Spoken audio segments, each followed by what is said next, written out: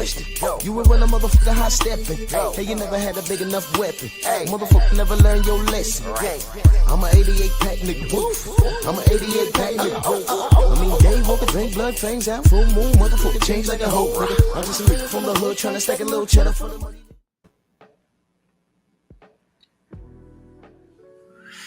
Yeah, buddy.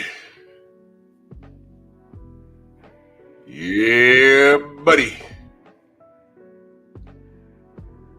Lightweight. Lightweight, baby. It's time to bleed this morning. Saturday morning. I don't normally go live on Saturday mornings, but, you know, I got today off. So I said, let me make up for my Friday. And let's talk some boxing this morning. For however long I'm gonna. I don't know if you been in the loop or not. Y'all more than likely have. But I'm gonna give my 2 cents, and y'all know I like to keep it simple here. Let's do this roll call real quick. Brooklyn born, Dragon Fang, Condo, my brother, Steve Elder, Mac. Sam Mack. Damn, it jumped on me. Hold on 1 second. Hold on. Hold on, y'all. My bad.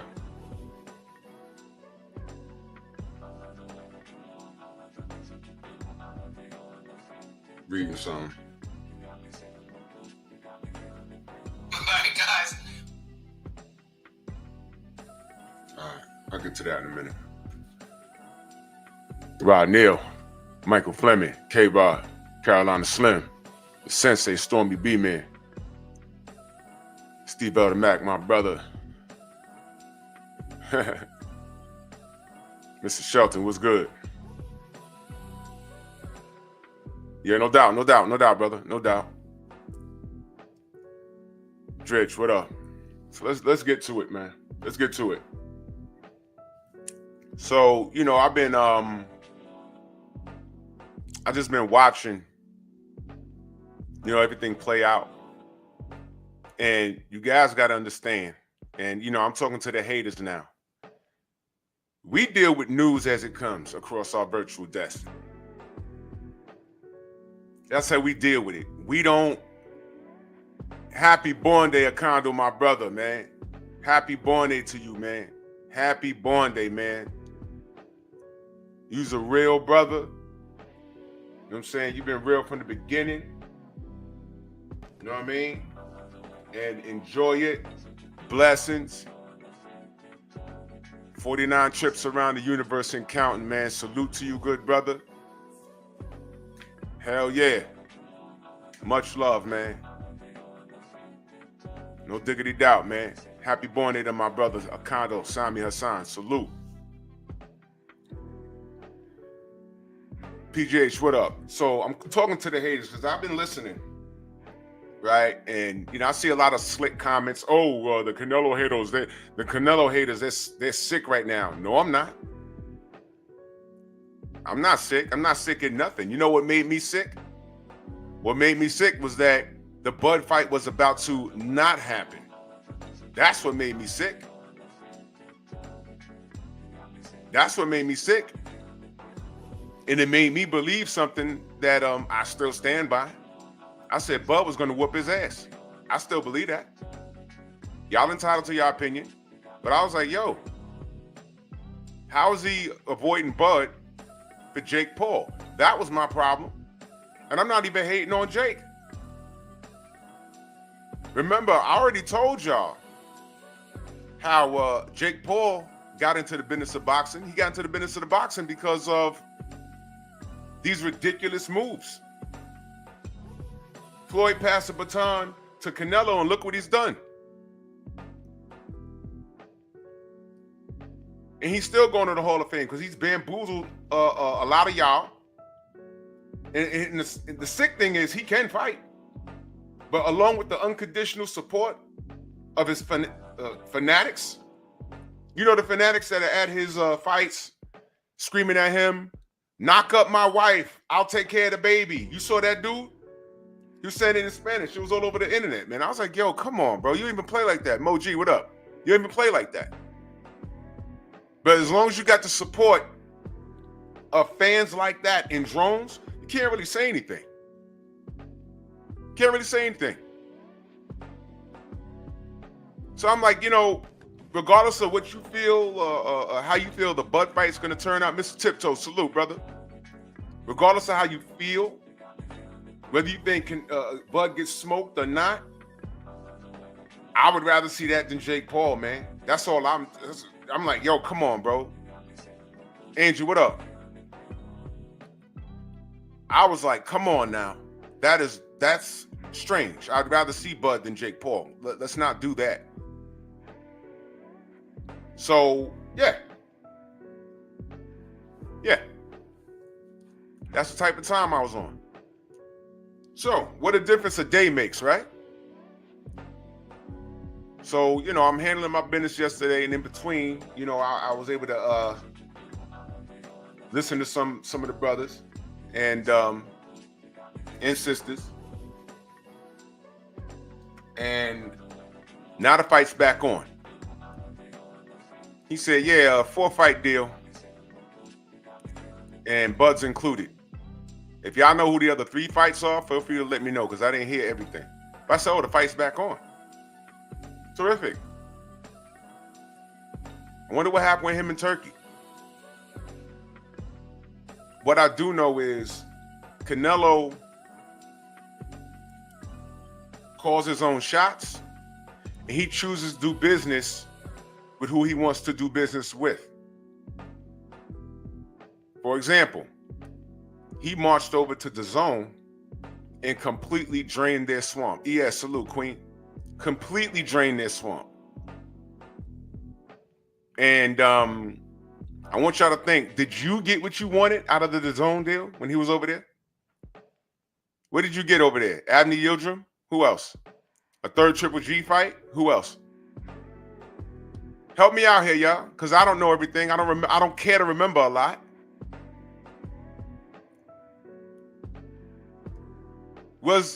No, I can't remember. Was Amir Khan on the zone? Help me out, chat. Come on now. Help me out.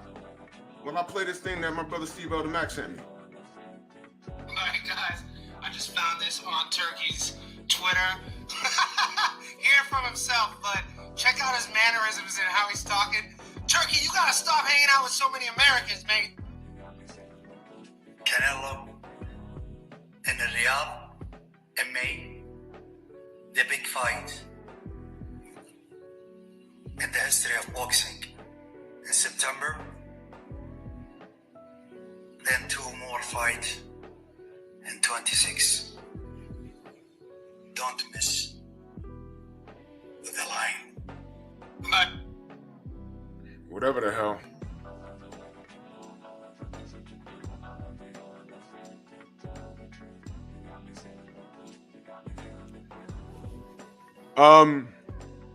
Detroit, what up? Trying to figure something out, bro. The DAZN fights. What did Canelo give you on DAZN? And here's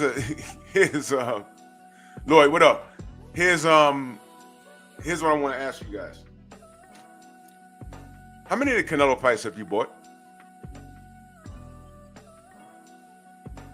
LOL. How many of the Canelo fights did you buy? Be honest, y'all. Be honest. Canelo fanatics that are watching me from the outside. Tell me how many of them that you purchased. Because I'm thinking in my mind, the only Canelo fight that I purchased, it was actually Floyd's pay-per-view. I'm being honest. I'm being honest, bro. I'm being honest because you know what, though? I think I purchased the first Golovkin fight. I think I purchased the first one.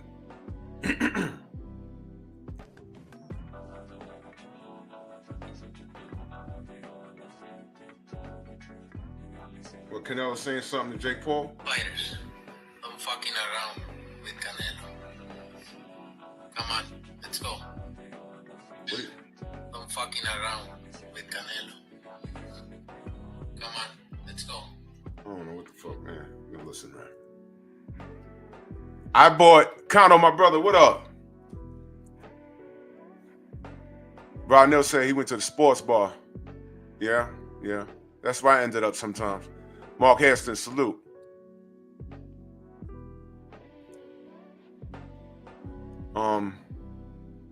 Tay, good morning.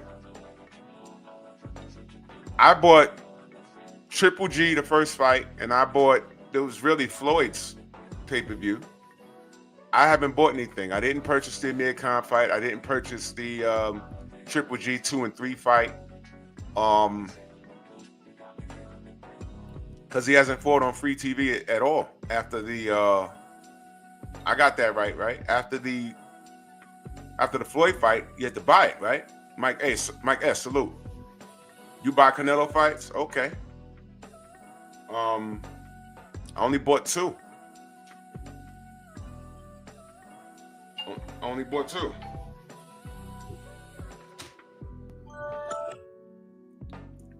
Only bought 2.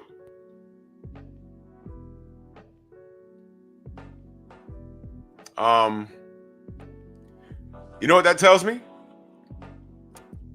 Canelo has not given me what I want as a supporter, and I still never said he was trash in the ring. Do y'all get my point now? Y'all see what I'm saying? You get my point? I am a supporter of the sport, but if I'm not getting what I want as a supporter, I will hold my money. I ain't got to call Canelo trash and you suck. I ain't got to do all of that. He's underachieving. Nicholas, what up? He's underachieving. This is supposed to be the best in the world, right? How many years have we been saying, okay, yeah, that's great. Well, why don't you do this? Why don't you do that? And he's just not doing it. So he drained the swamp. He drained the swamp in the zone. Now let me say this, man. How do you determine that you're the best in the game? When we talk about fighting your contemporaries, funny how their fan base talks about revenue. You know what they don't talk about? Revenue that they keep. Because y'all don't know. Y'all don't know.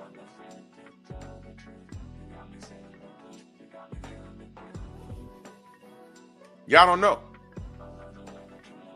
If your fighter generates $10 million in an event and they only make 500,000, you won't know that. And things like that are possible. So, what is Canelo giving you? What is Canelo giving you? Tell me.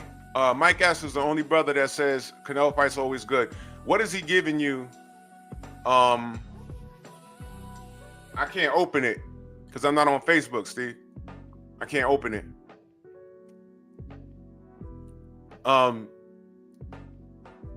Some of them, it's weird. Some of them I can open, some of them I can't. I don't know why. It's strange. What is Canelo giving his fans?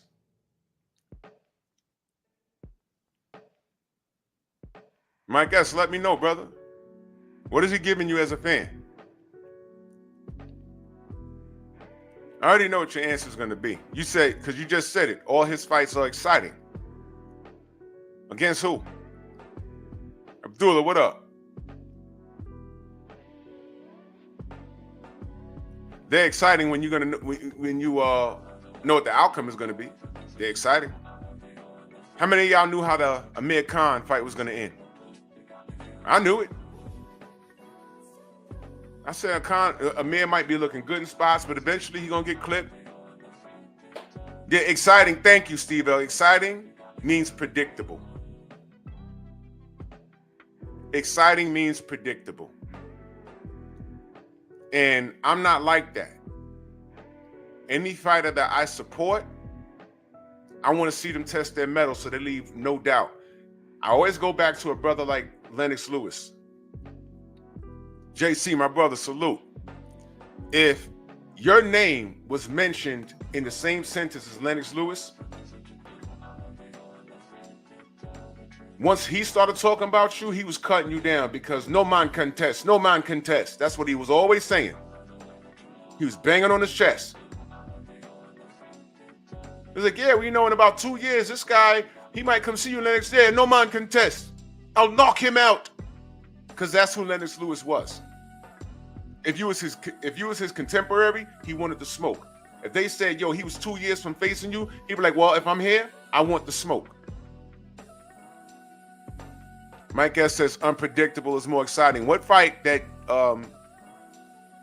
Canelo was in that you didn't know was going to happen? Name one. Name one.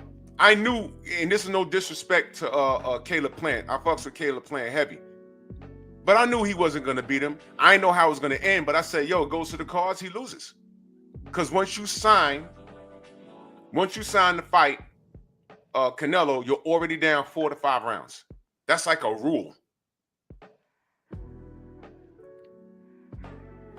Mike S says Triple G. Well, that's you. I always knew he'd beat Triple G. That's you. Stylistically, I said, nah, he can't see him. If anyone watches me, y'all know that I used to be a strong Canelo fan or supporter. You said Shane Mosley. Nah, in my opinion, well, that's you, but in my opinion, Shane Mosley was past it. Shane Mosley was past it. 919, salute.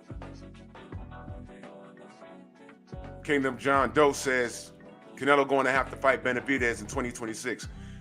Unfortunately, Canelo does what he wants to do.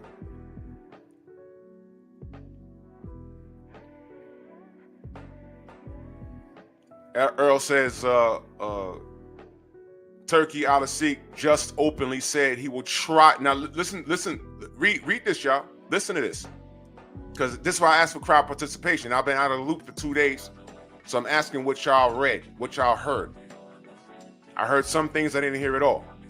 But listen to what this brother says, because I don't know. He says, Turkey out of SIKE just openly said he will try to persuade Canelo to fight Benavidez. He said it today. Okay. This is Turkey out of SIKE, y'all, and he has to try, look at the words, try and persuade, which means, how do we know Canelo didn't sit down and say, give me 4 fights, but if you try and throw Benavidez in there, I ain't got to do anything.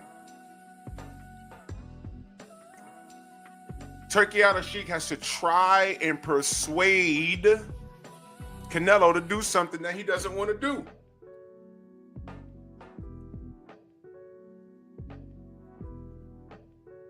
Which is a complete contradiction to what Jake Paul said about Canelo calling him a slave. Which is a complete contradiction to what Tank said in a nervous breakdown on Twitter, calling everyone a slave and going over there and catching L's. Well, catching L's is a part of the sport. You only catch L's when you fight people that's as good as you. Well, the potential to catch an L is when you fight someone that's your contemporary, someone that has the potential to take your O, potential to give you an L. And that's something that Tank's not doing. But this ain't about Tank. This is about Canelo. And if Turkey has to try and persuade Canelo to fight Benavidez, that means that fight is not promised. You see what I'm saying? You see what I'm saying? Man, this is wicked stuff. Okay. Let's see what Steve said. Hold on. If it plays. Oh, Steve, it won't play. Damn.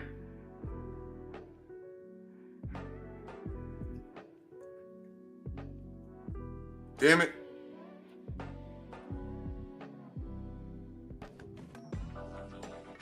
Hold on. Wait, hold on. I start the loss. hours giving wrong information to everyone to make them go to another side. And when I know that big appointment between one big platform and the camp of the two fighters, and there is people starting to doing posters and choosing arena and choosing where is the conference will be, then I finish the deal in 5 minutes. I call Canelo directly, and I said to him, "Hello, brother. You know this fight will damage the pictures and the idea about our plan. And honestly, I think you are, as a Canelo, too young to take this fight. You can have it after 30 years. Right. When he is 60. Then he said to me, "Brother, you know, from my inside, I don't want this fight ever. But I said to you, take the May fight. I don't have something in the table and I must fight before Crawford." And we discuss, and in 5 minutes, we closing the deal. And that's it.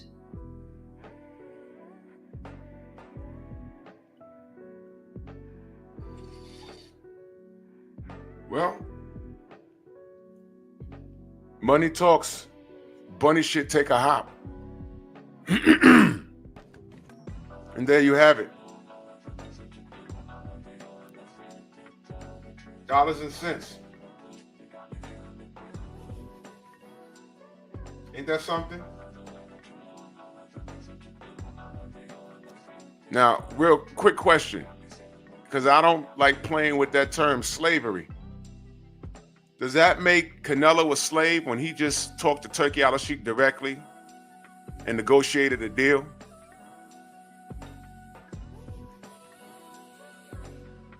And it doesn't involve Benavidez? They were just talking about Bud in a fight in between. Does that make you a slave? All this slave talk is becoming a little popular, and it's gonna fall by the wayside, just like that term email champion. Where'd that go? That franchise status sure was real, right? It was real. Remember that? Where'd that go? At least that was something tangible. That was something you could hold on to. But email champion was just a derogatory phrase invented for Devin Haney. Because if that's the case, that makes Tank Davis an email champion, because right now he has a WBA strap at 135, and that was Devin's, and he ain't fight for it. They just gave it to him. Yup.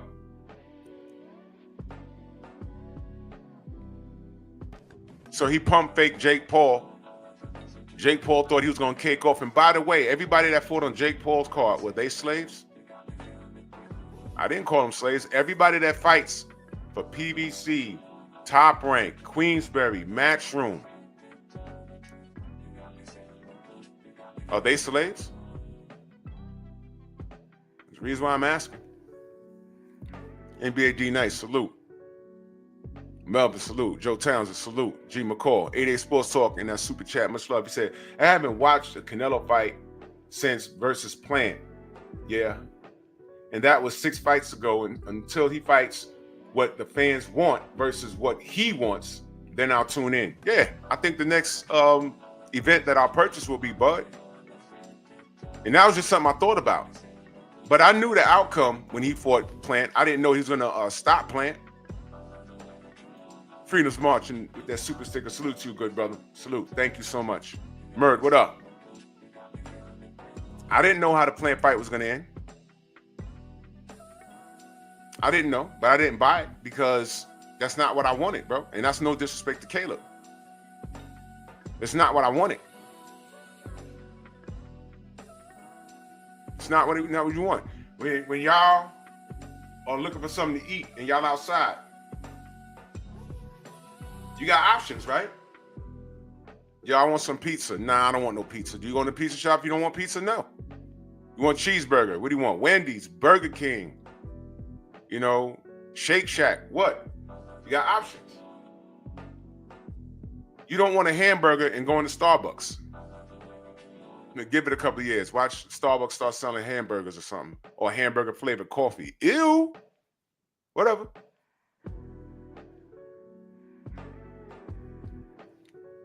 Pay attention, y'all. So, enter Jake Paul, who is the face of American boxing, because we can't determine, like, fans are torn now. The fanatics are torn. I could say Jake Paul is the face of American boxing because of revenue generated. I mean, we're not talking about skill set, right? We can't be talking about that. We can't be talking about that. I mean, Shakur's still undefeated, right? Tank is undefeated, but Shakur's still undefeated, and so is Tank, and so is Devin, and I mean, what? Oh, I get it. Oh, no, but who got hit the worst? We seen Devin get rocked a few times. All right, let's remove Devin. Then what about Keyshawn? Everybody got an O, right? Everybody got skill set. It's their own. They got skill set. Let's talk about money. Tank got money.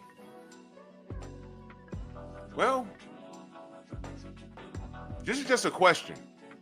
Who do you think has generated more money boxing to date right now?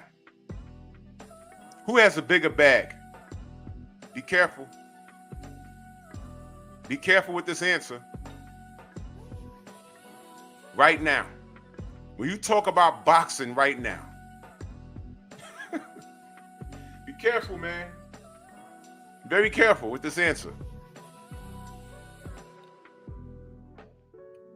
Let me help y'all out. It's Jake Paul. It's Jake Paul. Mike S. It's Jake Paul, 100%. And I said American boxing. Canelo's Mexican, brother. This is what I'm saying. Canelo's Mexican. He's Mexican. Maybe I wasn't clear. American boxing. Maybe I wasn't clear. So I'm clearing it up. American boxing. Mike, nobody was counting Jake. I'm frustrated that Jake is even in a conversation. But I'm just pointing out this is the direct result of foolishness. Jake Paul is not supposed to be, he's not even supposed to exist in the realm of boxing. There should be a lane for him. Y'all remember celebrity boxing matches in the 90s and early 2000s? He should be over there because the real boxers should be over here doing what we do. The real boxer supporters should be over here talking about real matchups. But when you don't have the best fighting the best, that cleared the lane for Jake Paul. Y'all saw Boogie Nights?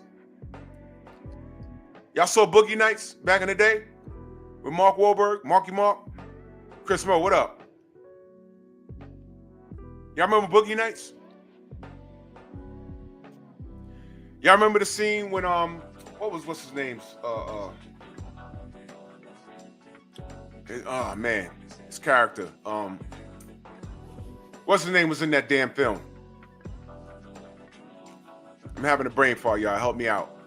Don Cheadle. Don Cheadle was a corn star. I gotta watch my mouth. I'm on YouTube.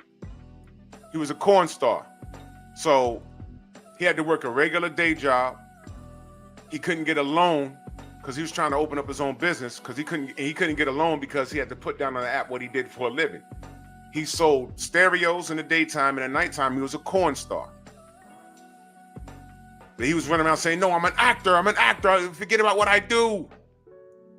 Right? So y'all remember the scene where he walked into the restaurant and the restaurant got robbed. And there was an armed person there. He pulled out and shot the robber. The robber shot him. Then a bullet hit the person behind the, like 4 people got shot. Everybody's dead.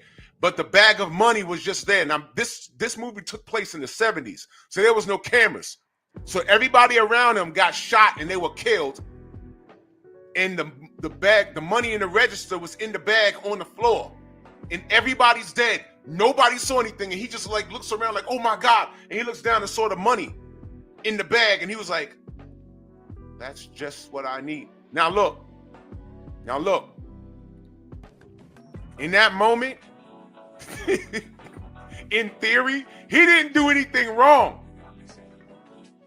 He didn't do anything wrong. He just picked up the bag. He didn't shoot anybody. He was just buying a meal. He was depressed. It was about the restaurant was getting, the diner was getting robbed. Everybody shot everybody. Everyone's dead. He didn't do anything. But that bag of money was there. He got up, grabbed the bag and left and started his business. Yo, listen. That was crazy. That's Jake Paul. That's Jake Paul. And I need y'all to understand something. When I get on here and I'm trying to talk boxing, when I get on here and I say, oh, look, Canelo's nice with, I don't understand why he's not fighting Benavidez. I don't understand why for the supporter of the sports, for the true supporters of the sports, and for your machismo, just run it back with Iris Landry Lara. And I'm getting hate emails and, oh, he don't need to. He beat him already. But I'm like, wow, well, you know, 10 years ago, Floyd really beat Castillo. And y'all said, run it back. Y'all said Maidana beat him, and he ran it back. And then y'all say, oh, well, Oscar was close. He didn't run it back. Well, you know, that was personal. And Oscar got the last laugh because Oscar's still making money off of him. Young DZ, salute. Double K, what up?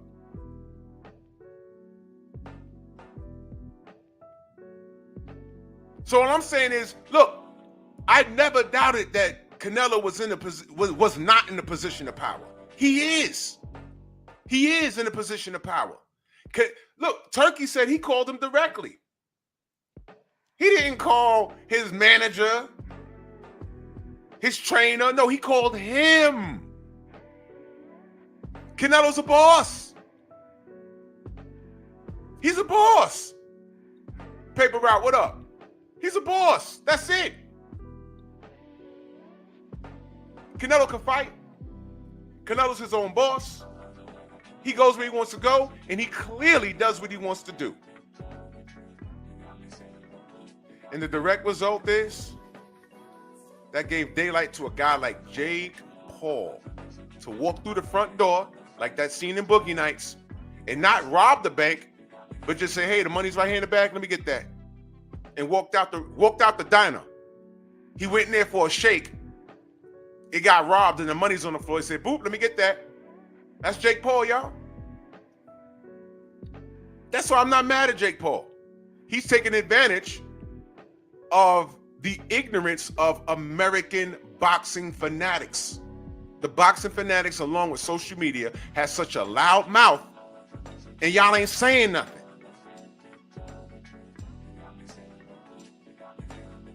Y'all are real loud in BFTB's chat, but y'all ain't saying nothing. Y'all are real loud in my comment section, and y'all ain't saying nothing.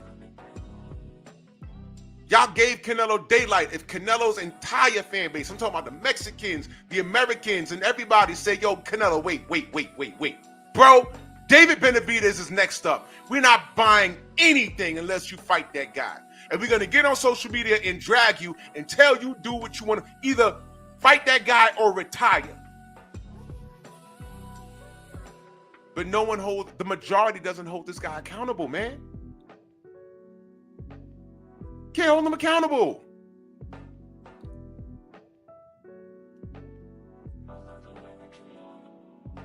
When did we become villains for asking the best to fight the best? When did that happen? I don't know. But when you treat these boxers like rock stars, this is what happens. They're divas. Floyd's a Hall of Fame fighter, but there's a few things I would like to have seen him do. But that's the way the cookie crumbles. LOL. Smiley face. So we're going to get Bud versus... yo, listen. Does anyone know what the 4 fights are going to be? Well, one of them is Bud. Anyone know what the 3 fights are going to be? Anybody? William Skull? I could deal with that. I could deal with that. Who knows? William Skull might put on a Lara performance. Who knows? Anybody? So Bud is one of them. Who's the other 3? Anybody? Because the brother said he has to persuade Canelo to get Benavidez. I mean, come on. Mike S. says Bernard Hopkins. Bro, I think he try and get Oscar. But I wouldn't want to see that. Oscar's 104 years old with a big face and fake abs. Yeah, Angel, and you know why he's working with Turkey? Because Benavidez wasn't in the contract. And you see, now watch this, y'all. Watch this. Nobody's holding Canelo accountable with this Benavidez stuff, right? Watch this. When Deontay Wilder was offered that $100 million by DAZN, do y'all remember why he didn't sign that? Put it in the chat. Why didn't he sign it? Because I remember clearly. Oh, he's ducking. He ducked $100 million. Delano, what up? He ducked $100 million. Do y'all remember why D didn't sign that? Y'all remember?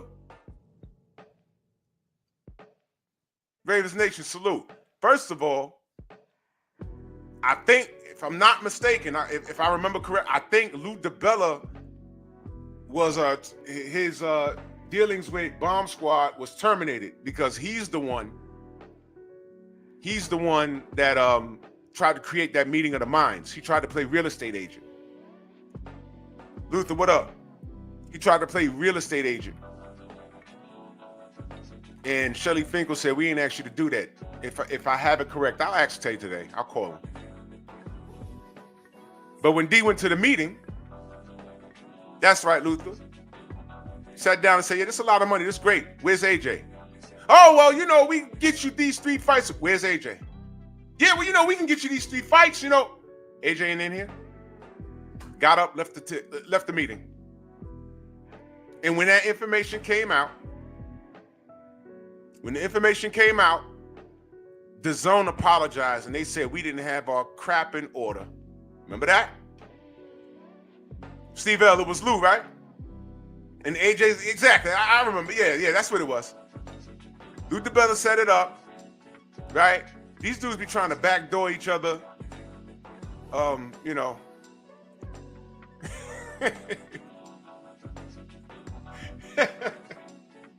These dudes be trying to backdoor each other. No Oscar. Trying to get like deals on the side. Yeah, I got Deontay here, so you know, give me $100,000 for that. And they fired his ass. Michael Ray, what up?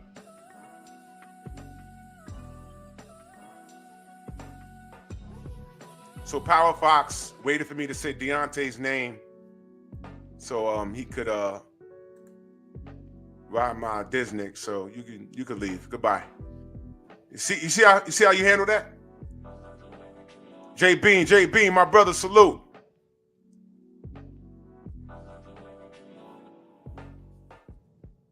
So yeah, no Oscar. We use no Oscar over here. Michael Ray, salute. So D left the meeting and everyone was telling me, oh, hey, he ducked. And I said, excuse me.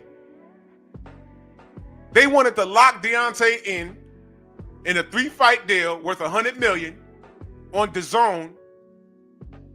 AJ wasn't promised, Jeff Sparks, salute. While AJ was on match, because AJ was a matchroom fighter. And he had options to fight with, I think, on Sky Sports and the Zone. They could air his stuff. But D would have been locked in for 3 fights while AJ would have been running around doing whatever he wanted to do. And you know what the narrative would have been? Deontay chose $100 million to duck Anthony Joshua. It'd have been called the $100 million duck. That's what they would have called it. I know how those British fans thought back then. I'm like, man, nah. He didn't sell his soul for $100 million. If AJ was in the contract, if AJ was in the deal, he'd have signed it.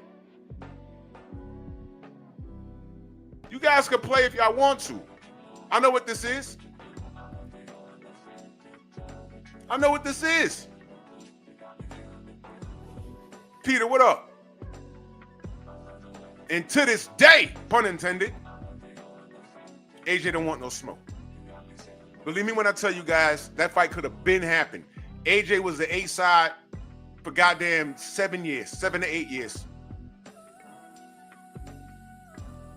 Deontay said he'd do everything outside of fighting with one hand behind his back, the right hand. Albert, what up?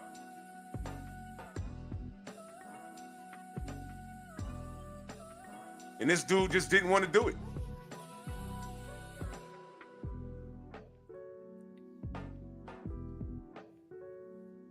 So now,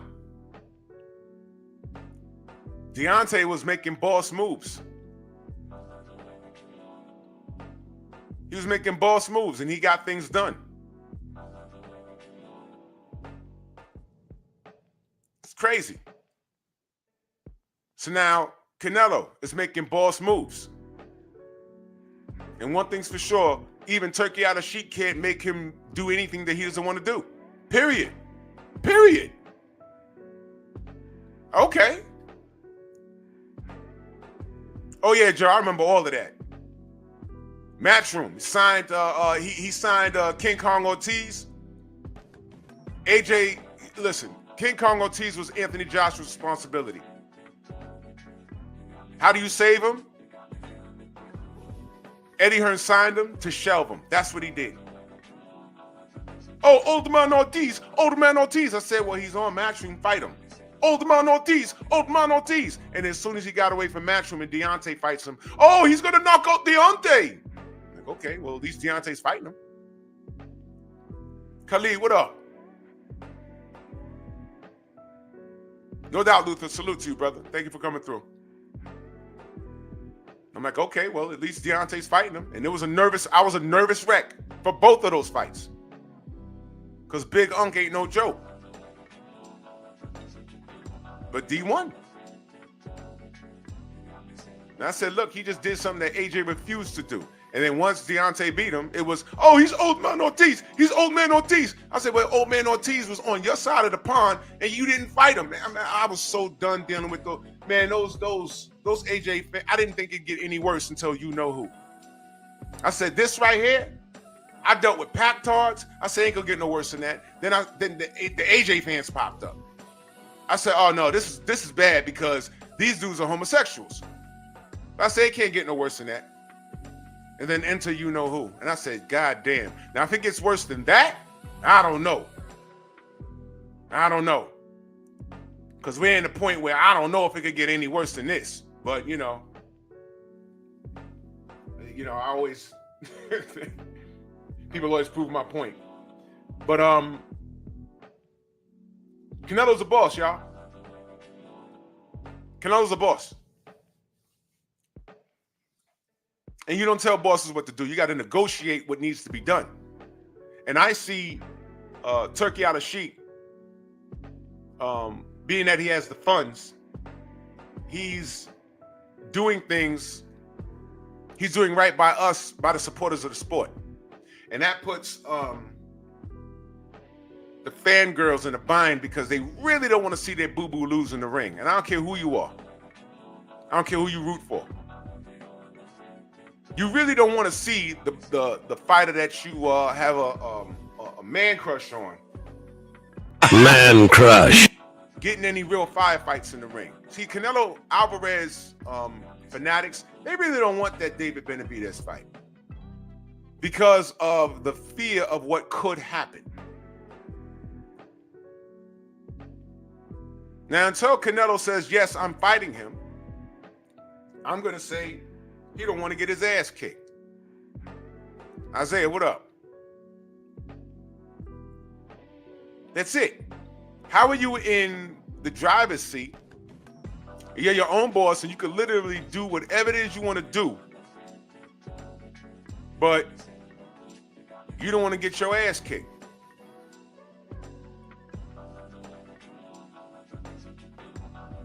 Really think about what I'm saying. The sexy thing to say, Rick Tim, salute. The sexy thing to say is he beats everybody. Okay.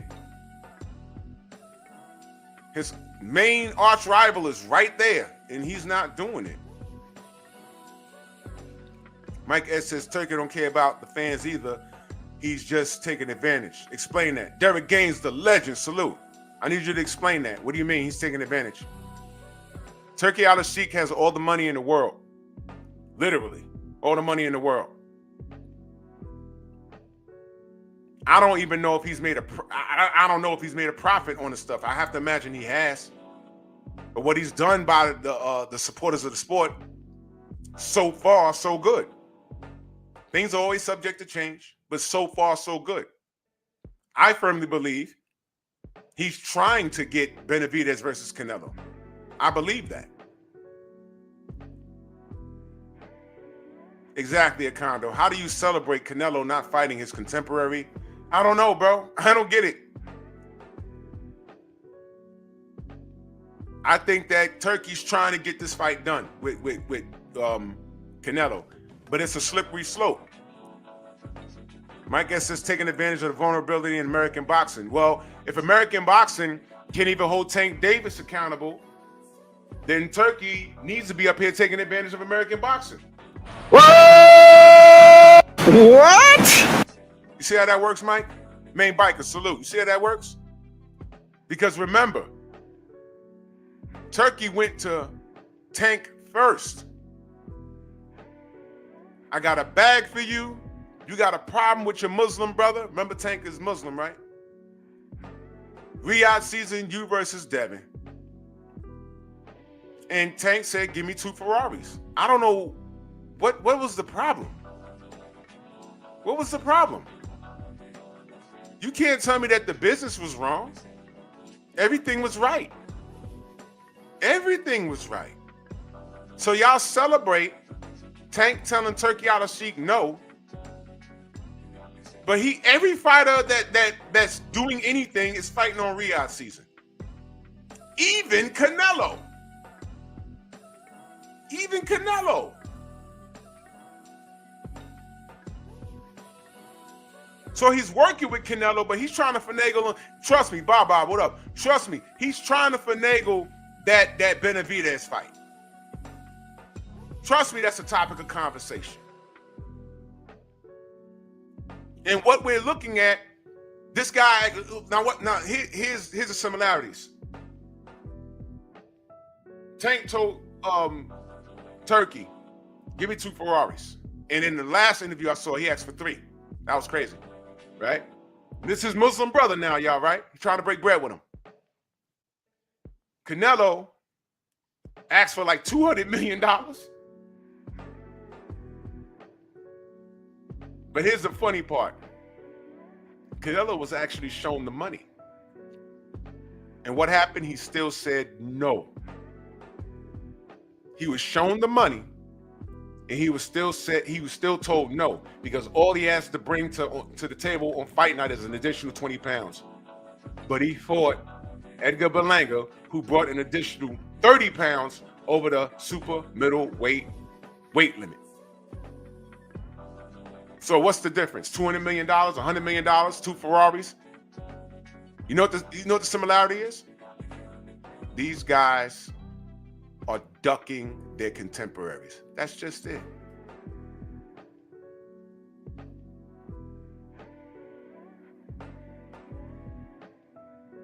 See what I mean?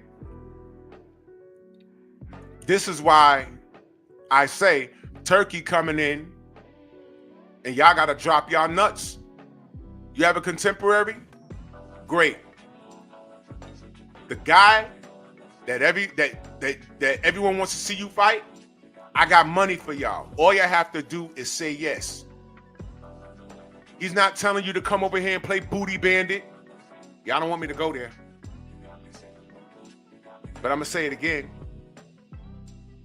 He don't want you to come over here and play booty bandit. I'm going to say it one more time and y'all just connect the dots. He don't want you to come over there and play booty bandit.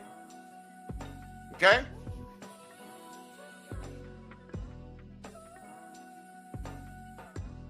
He's saying your contemporaries here, there's no light work. Slick Tom, salute. Come over here and get it done. And when it was out there, when he put it on the table, Canelo said $200 million, still said no, and then said all he brings to the table is an additional 20 pounds on fight night. Meanwhile, that man done fought at 175 pounds. He tried to fight Badu Jack and drain him at 18 pounds. Right? For the cruiserweight belt. You want to drain the cruiserweight champion. 18 pounds for his belt. Right? Trying to fight Bivol when he looked bad in his prior fight. These are things that, and I'm still not calling Canelo trash. What am I saying, y'all? Prove it. I ain't have to discuss him popping dirty. I ain't even got to go there. We all know all of this. We know all of this.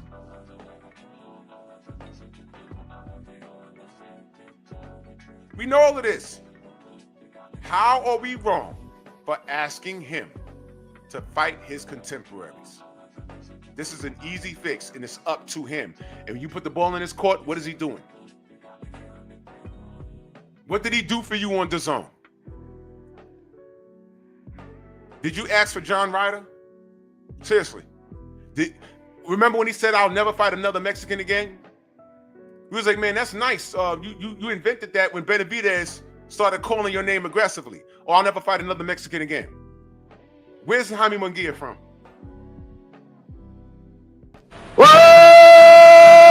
What? Okay. Okay. What, you forgot? Y'all forgot all of this? Bud is too small. You just slept Canelo. I mean, you slept Amir Khan, dude. What are you talking about?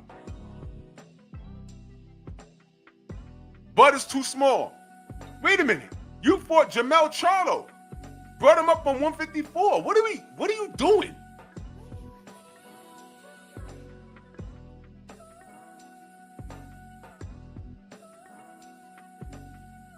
So for the time being, and listen to my language, for the time being,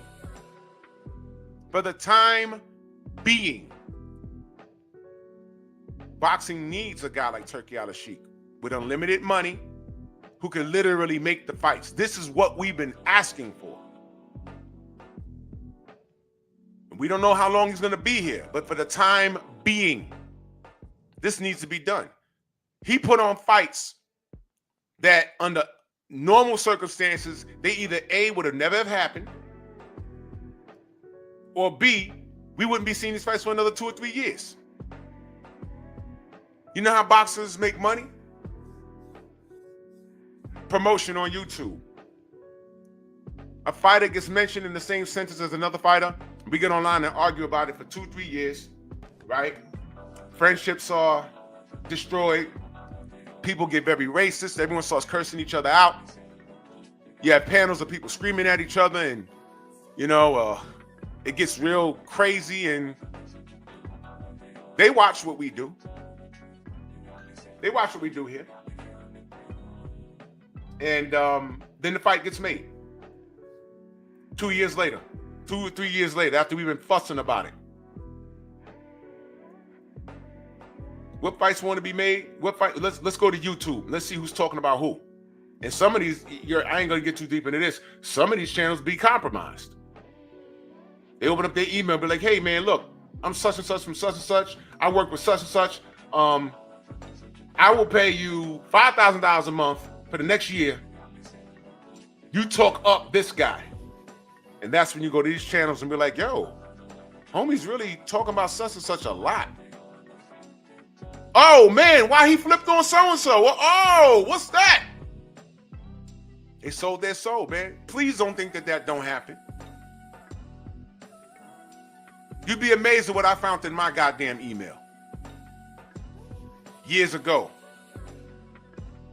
Speak up, UK fighters. We'll give you X amount of dollars monthly. By the way, talk down on Bomb Squad. Don't talk about them as much.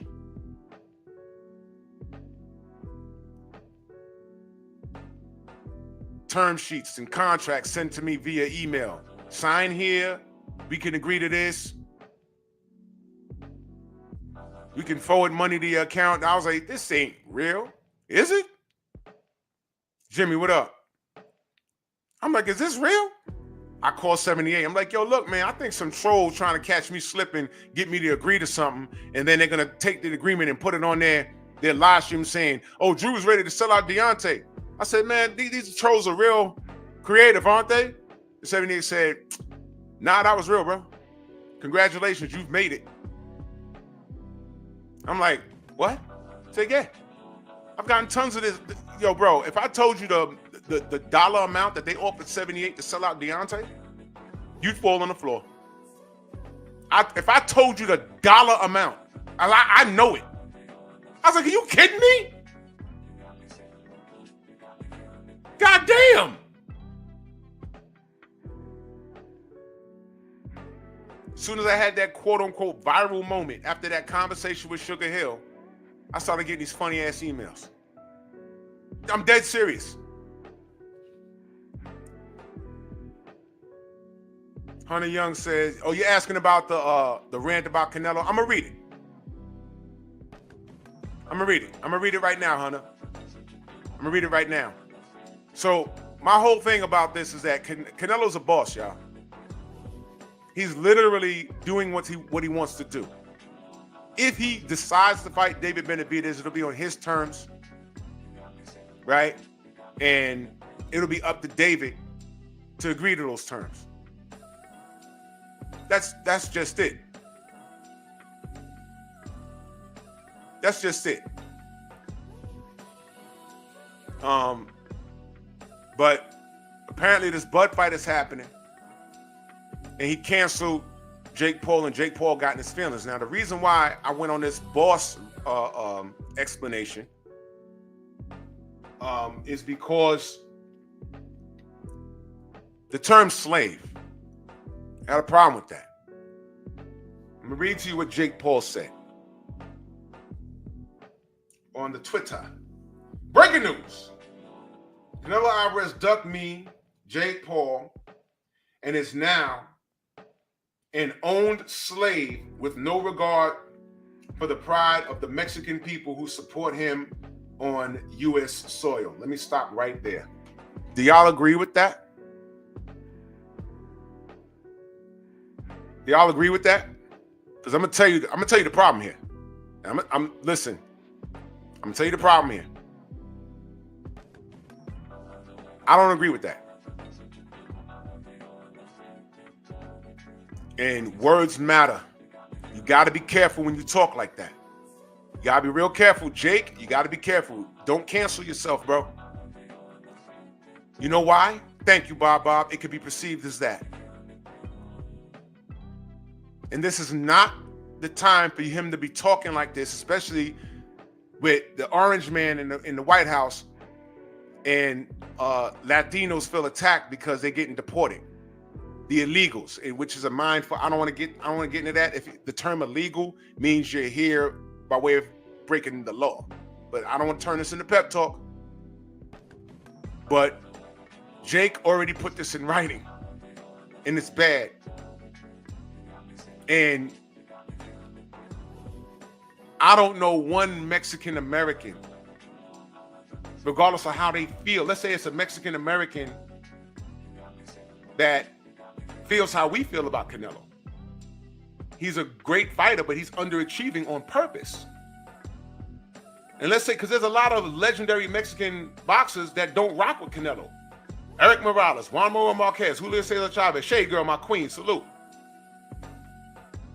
And it's no shade. They're just saying, yo, he could be doing better. Fight your contemporaries. Do you think they're going to take kindly to what Jake Paul said, regardless of how they feel about Canelo? And this is the problem.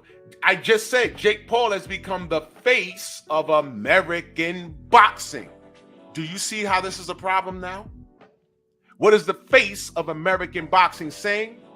He just called him a slave to an Arab, right? And a black eye to his Mexican American people. Do you think the Mexican Americans rock with Jake Paul or this pale, red-headed Mexican? Really think about how this can go. And this is the part where Jake Paul needs to exercise a little PR, because there's trolling. This isn't Floyd Mayweather got your hat. This isn't that. This isn't that, man. This is not that. And what else could happen is there could be some super duper like off the rocker mod. Listen. Off the rocker MAGAs that'll run to Jake's defense merely because of how he looks. There's dudes that's gonna jump on the Jake Paul train just because of how Jake Paul looks. Am I calling Jake Paul a racist? No, I'm not. I'm just saying, people on the outside looking in, they're gonna read this and be like, yo, we gotta jump to Jake's defense. I'll just give you like a off-the-wall example. I don't know how many black people in my chat watch hockey, but if something came across a news feed that says, a black hockey player is about to break some record in hockey, and when he does it, whatever city he was in starts throwing bananas and monkey dolls on the ice at him, all of a sudden, we're going to do what black people do. We're going to come to his defense. We don't watch a minute. I've never watched a minute of hockey. The most hockey I've watched was 1994 when the Rangers won the cup in New York. That was it. But we're going to do what we do, because it's the right thing to do. And what will we be met with? Oh, you didn't even watch hockey. Right, but I'm protecting my brother. So I'm asking you, do you think Mexican Americans are going to tolerate what Jake Paul said? You see what I mean? See what I mean? Jake got to be careful. And will he accept if these MAGA-tards just start rocking with him just from, is that what you're going to accept, bro? You got to be careful. I'm not calling Jake a racist. I'm just saying he has to be careful with what he says right now, because of all things,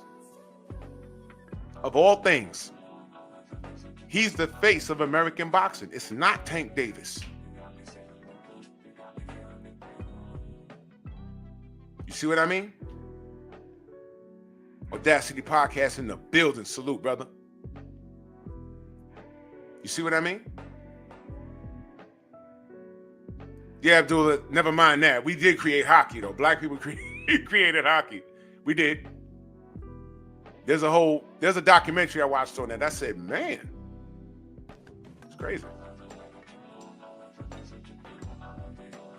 Do you accept the support of the MAGA fanatics? There's Floyd Mayweather supporters and there were Flomos. I wasn't a Flomo. There's Pacquiao supporters and there were Pac-tards. Now, if you translate those people to dollars and cents, that's a slippery slope. You gotta be careful. Tommy Morrison refused out loud. I'm not no great white hope. I forgot, it was during an interview, but he refused to be the great white hope. He was not that. And he denounced it.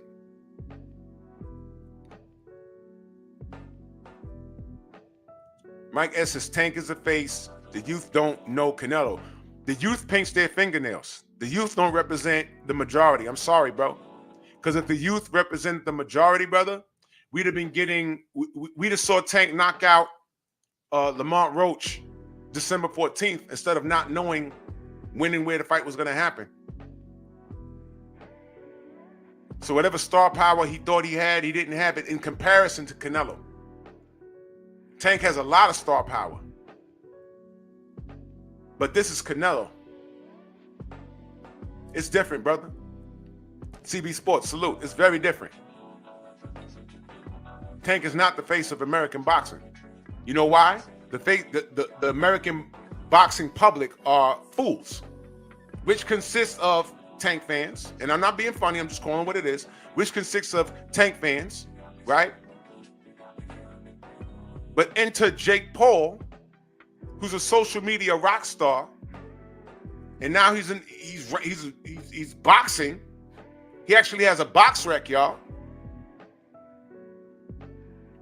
And you fuse the two, and you get this.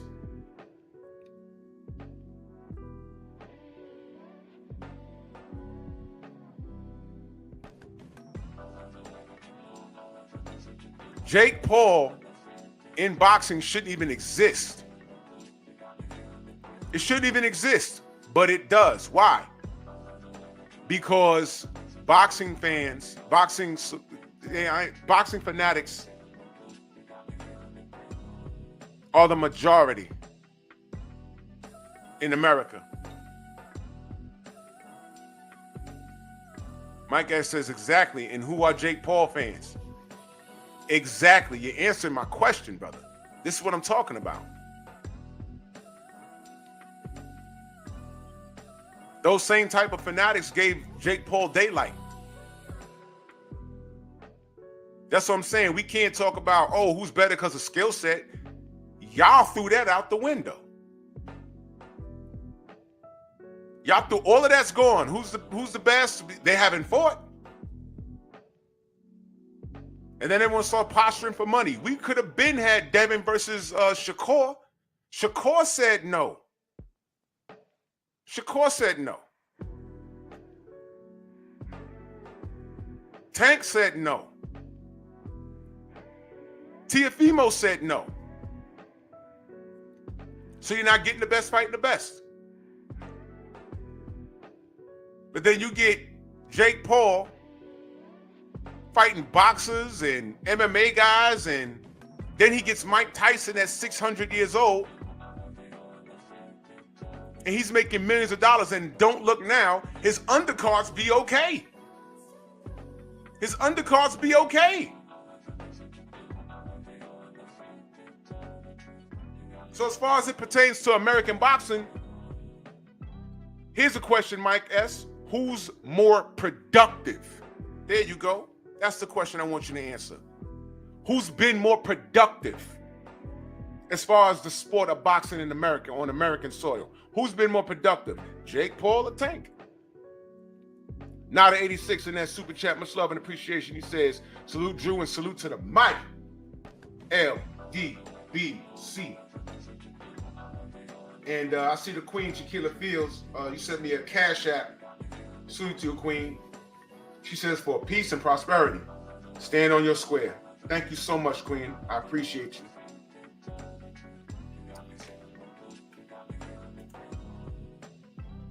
Yep. Jake Paul is fusing entertainment in boxing.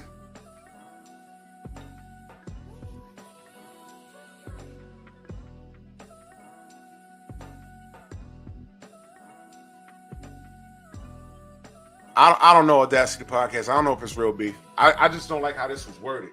But let me get back to it, because I didn't like how this was worded. This was mad disrespectful.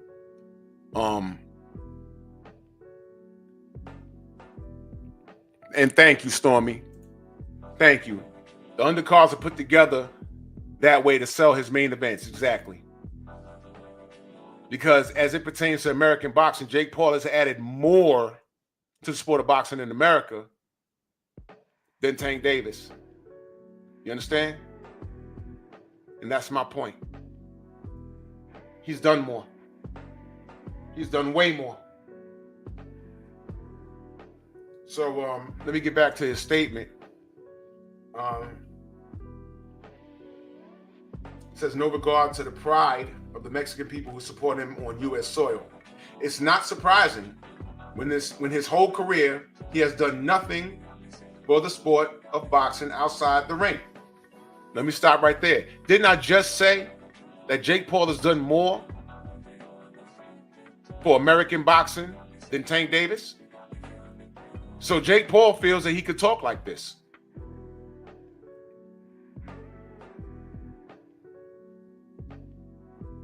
Okay?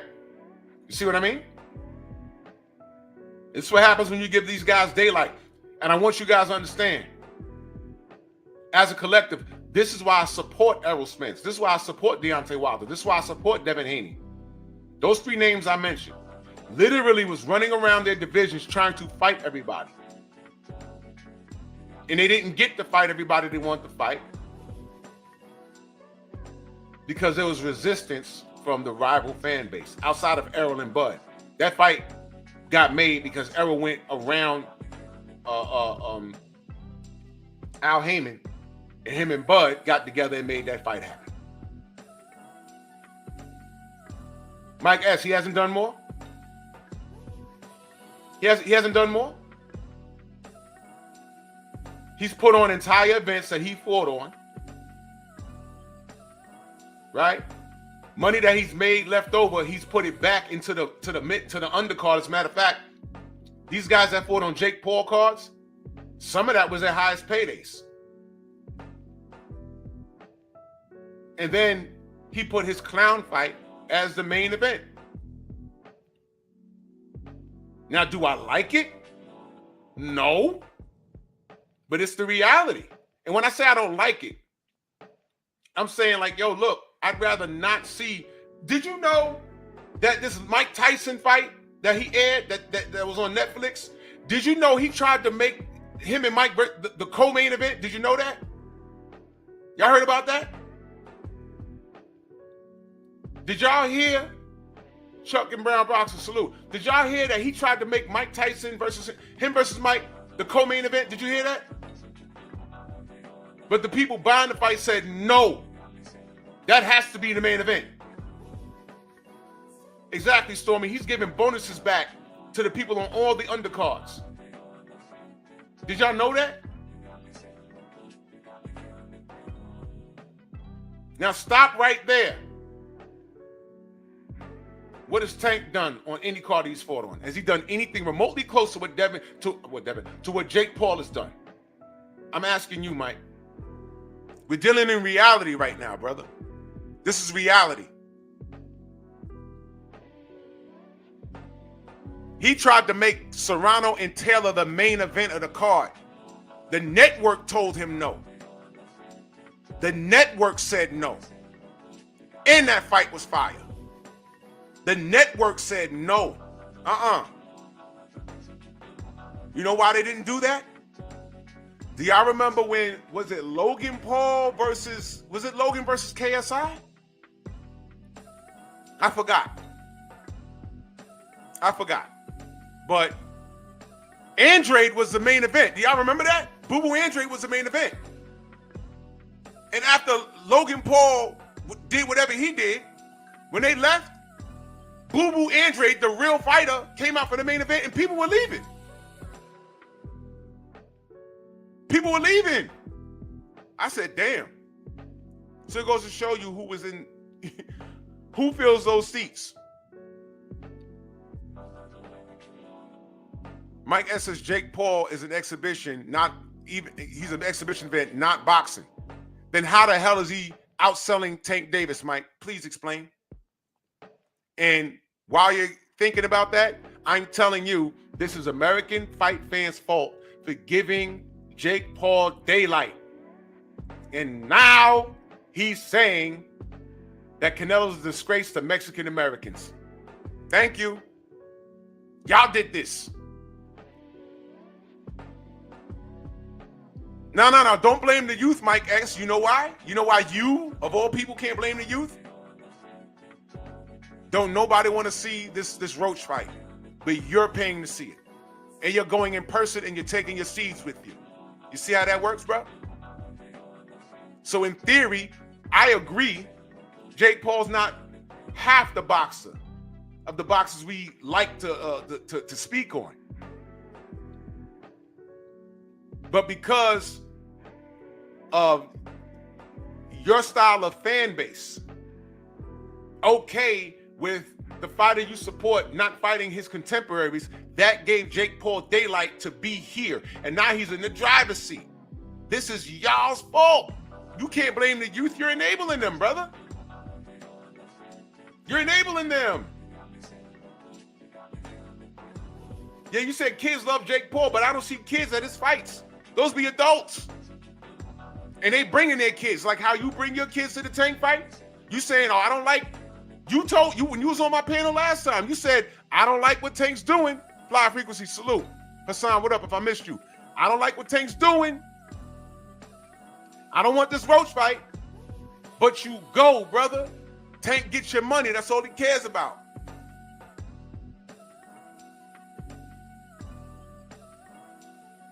You understand? Unique Dawn, salute. Does this make sense, Mike? Does it make sense? You did this.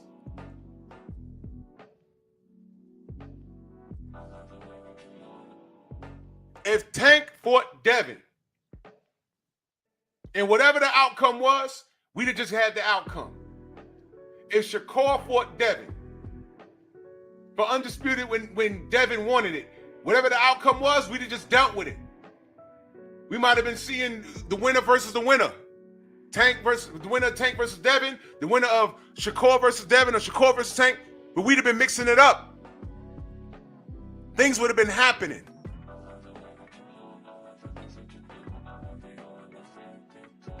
So, brother, you're in your 40s, brother. You can't even blame the youth.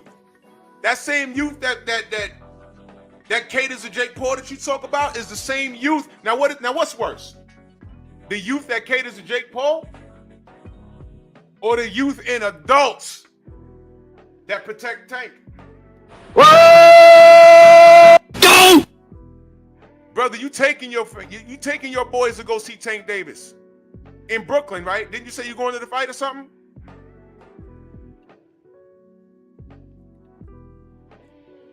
Your kids ain't buying those tickets. When you talk about Tank, you're telling them about Tank. You are telling them about Tank. But I bet you if your sons come to my channel or BFTV's channel, they're going to hear something different. My only problem with Tank is that he's not fighting his contemporaries, and he's in the driver's seat. Just like Canelo. 4-fight deal. One of them is with Bud.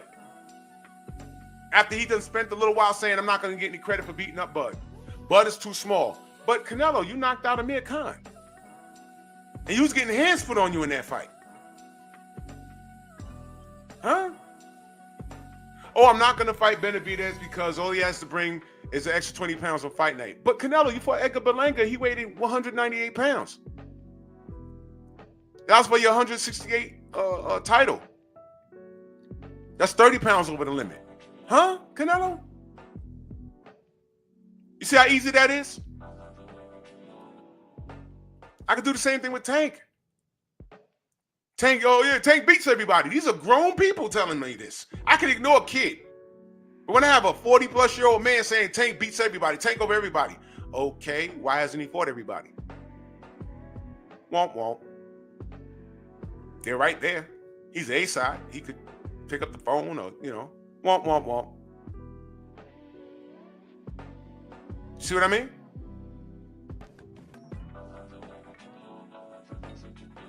See, it's easy, man. And all I'm saying is, you can feel he's the best, but until he does it, I will forever debate that. Thank you, Bob. You can't blame the youth. You got to blame the elders. Because the elders are the ones spending the damn money. The elders are spending the money. My brother Mike S., you're going to the fights. You said you bring your kids to the fights. You went to the UK to fight, to watch Tank fight, whoever the hell that was. You did that. So you support Tank unconditionally. And as long as there's a bunch of you running around, Tank is going to keep doing what he does.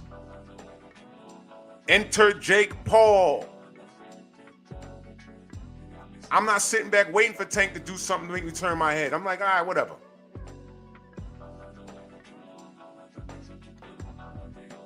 Whatever. Now, watch this. He says he wouldn't be fighting Roach if Loma agreed. Watch this, Mike. Loma wouldn't be around if Tank punched Loma in the face 5 years ago. See how that works? You see? Chickens come home to roost. Mike, Tank was supposed to take care of Lomachenko 5 years ago. Now, what are you going to tell me? That was Floyd and Ellaby's fault? No, because Floyd and Ellaby around that time was saying Tank chooses his own fights. Whether you believe it or not, I'm like, bro, what? I have it on video, man. I have it on video. When he was asked about Loma, Floyd saw talking about Loma old, he got to fight now. And I said back then, I said, man, he better go get this guy. He got that white privilege. Come on, man. Loma was openly trolling Tank and he was dead silent. He never rolled up on Loma like how he rolled up on Devin. So you can roll up on your black brother, you can roll up on your Muslim brother, but you can't roll up on that Ukrainian dude? Come on, man. Come on, man. Nah, it does matter, Mike. What do you mean it don't matter? He tried now. What do you mean? Loma around now is Tank's fault because he's the face of boxing, right? He's always been. He was supposed to knock Lomachenko out. Why is it that Teofimo Lopez was able to fight Loma and win? Why is it that Devin Haney was able to fight Loma and win? Everybody got in the ring with Loma. Nakatani. Everybody did it. En avant, salute. And regardless of how you feel, everybody did it but Loma. But Tank. What does that tell you, man? And now when he says, okay, I'm ready, Loma says, guess what? I'm not. Cameron, salute. You know how they do me over here. It's all good, Queen. Good to see you. And that was a great video you did. God damn, this is one dick blower. Just keeps coming back. Get my views up, though.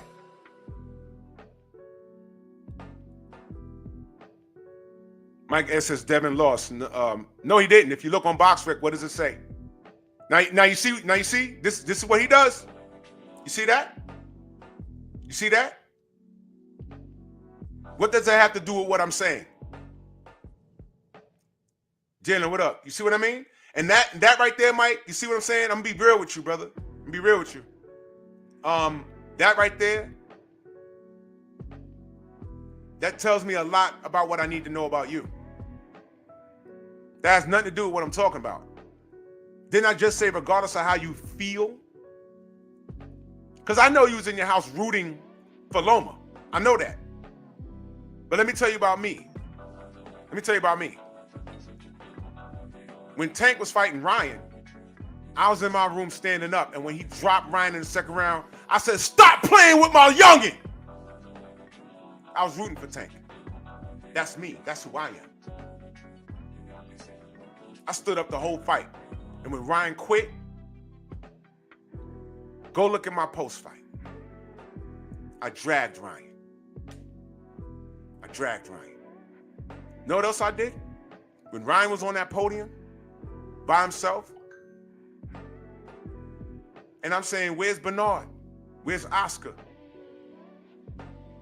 And that rotten rat bastard, that cracker, got online and saying, oh, you know, I'm an insider, hashtag boxing. You know, they had dinner reservations. I know that Bernard and Oscar, they had dinner reservations, and they couldn't be late. Hashtag boxing. Y'all remember that? I do. And I said, no, that's Oscar and B-Hop. Whatever reservations they had, I'm sure that restaurant would have held it. They were supposed to be there with that kid. And I spoke on that. I remember saying, I hope Ryan understands who he's dealing with over there with those clowns. That's what I said. That's what I said.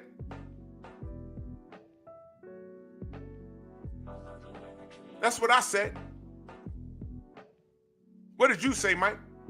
Other than laughing and you know, I know that's an uncomfortable laughter. I know. But there's certain things that I don't play with, and that's one of them.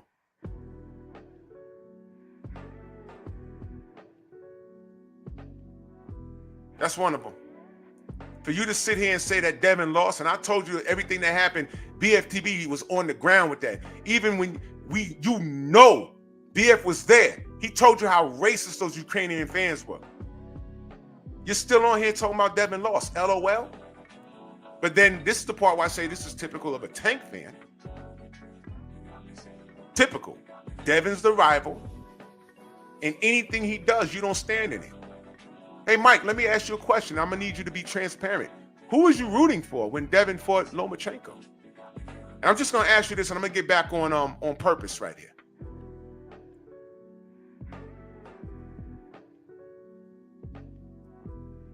Got another one. Devin did lose. Yeah, we're just gonna. I'm not dealing with you. I don't even know who you are.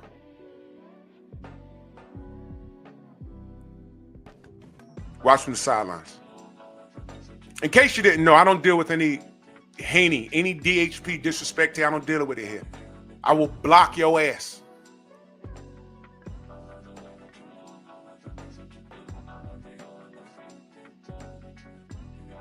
Mike, I want to ask you again. Who did you root for? Because you're not answering the question. You're real good for that. You're real good for that. But you suck at it, though. I'm telling you, I'm going to ask you one more time. When you, and I don't care if you're from Baltimore. What do you mean? I know a lot of pro-blacks that live in your city. What you talking about? I'm from Baltimore. I don't get in that racist stuff. There's white cops in your city right now that don't like you because you're black and don't like your sons because they're black. So I'm going to ask you again. It's Saturday morning. I'm about to go to the gym a little bit. But I'm going to ask you again. When that bell rang, who was you rooting for?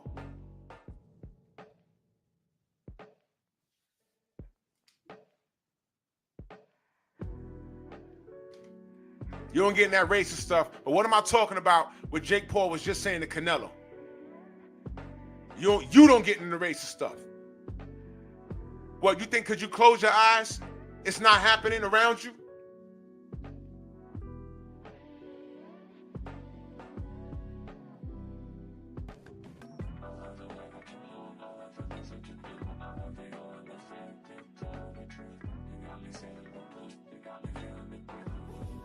Revolution come, you got to know who I ain't even going to go there, bro.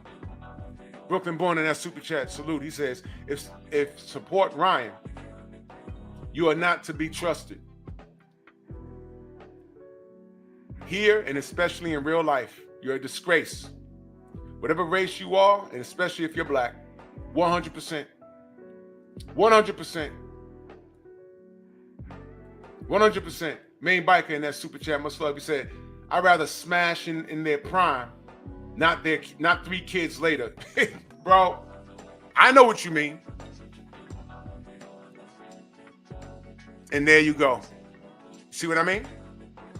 He don't want to get into the racist shit. He don't want to get into the racist shit. And he was rooting for Loma. The BF was very clear on what the fan base was saying to their face out there. And knowing all of that, He's rooting for Loma and still talking about a left hand landing. You see what I mean? But he's from Baltimore and don't get into the racist stuff. Then niggas want to talk about why we can't move forward as a community. Exhibit A, B, C, and D. Right there. There you go. Lab rat. There you go. Y'all reading it. There you go. He's rooting for Loma. Why? Because Devin will bust Tank's ass. You don't believe me? Cool. Why haven't they fought? There you go. There you go. There you go.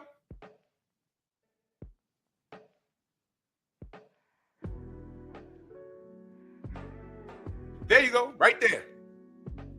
This man's raising black men, y'all. I'm letting y'all know that. This man told me, I don't like that what Tank is doing as far as his career is going, as far as his opponents, but he's attending every Tank fight. This man just said he was rooting for Loma. See what I mean?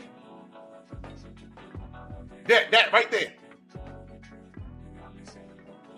That right there. There you go. I need y'all to see. I keep people around so y'all can see.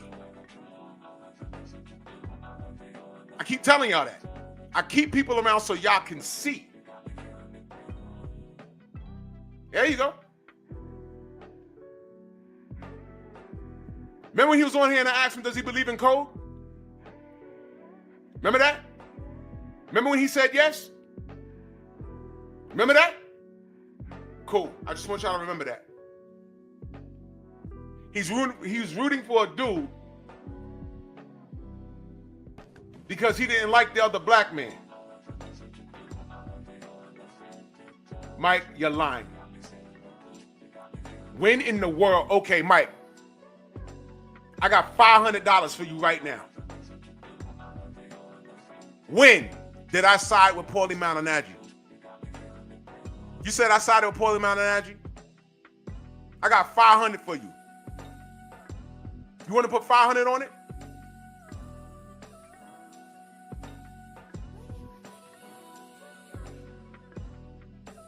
No, nigga, I got receipts. Don't piss me off this morning. No, nigga, I got receipts, nigga. No, nigga, I got receipts, nigga. I got 500. What you got? Mr. Real Estate Agent?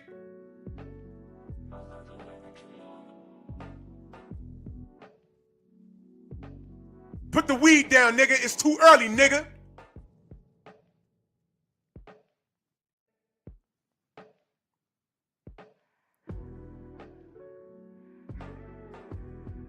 And this is the problem with niggas like this. Now, how the fuck am I talking about?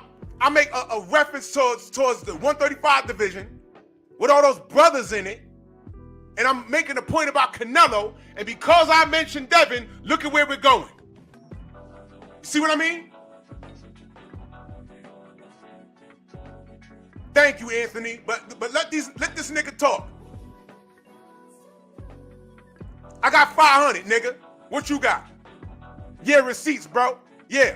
On what circumstances? I sided with Paulie for what? What? Because he made a comment on boxing?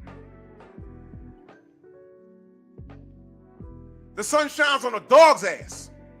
On what circumstances did I agree with him? Was it boxing? What was it? Was it boxing? What was it? Don't block him. What was it? Because I'm talking about Canelo and Jake Paul, and how what Jake Paul's talking about is dangerous, and how we're getting the bud fight anyway. Soon as I said Devin, it's a trigger for this nigga. And this LOL with the smiley faces that you're doing, nigga, that's that nervous shit. This is a 45-year-old man right here. Niggas like you are a distraction. You got receipts, I got receipts.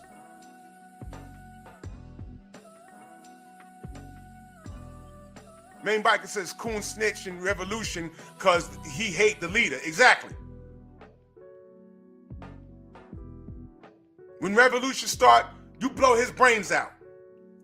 You don't need him in the line with you. Now, oh, we don't believe in racism in Baltimore. Bullshit. You don't know how many times I've been out in that city. I got family in that city. What the fuck?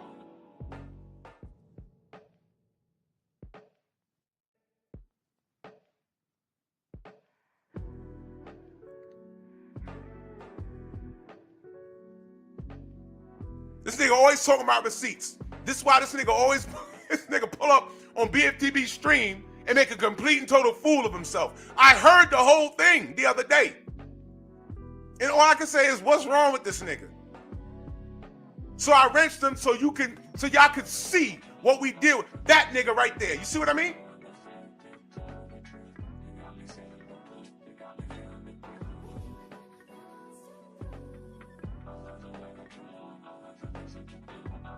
Now, Kondo, unblock him.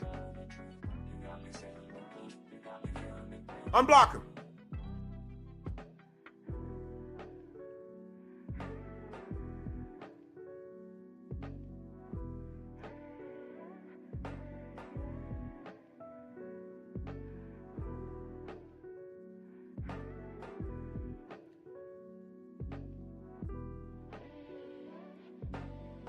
Mike S., you can type now. This is the nigga nonsense that I'm always talking about, and y'all need to be wary of. And if this is the direct representation of Baltimore, my God. You can type now. I took your wrench and gave it back. You can type now. Mark, what up, Mark?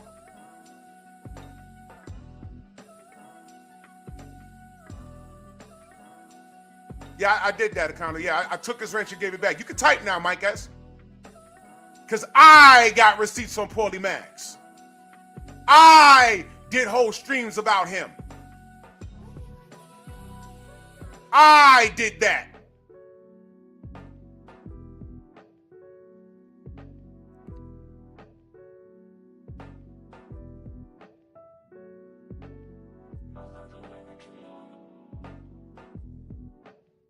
I also told my guests, if you were interested in learning about the sport of boxing, Three Wise Men made their return. It was so gracious to allow me to get on that panel. The brother Stormy B-Man, Scrapbook Boxing, the historian. I told him you know what I did? I told him, go over there and get an education on boxing. Just the history of it. You know what he was doing? On BFTB's channel getting cursed out. I swear to God. I swear to God, when I told him where to go,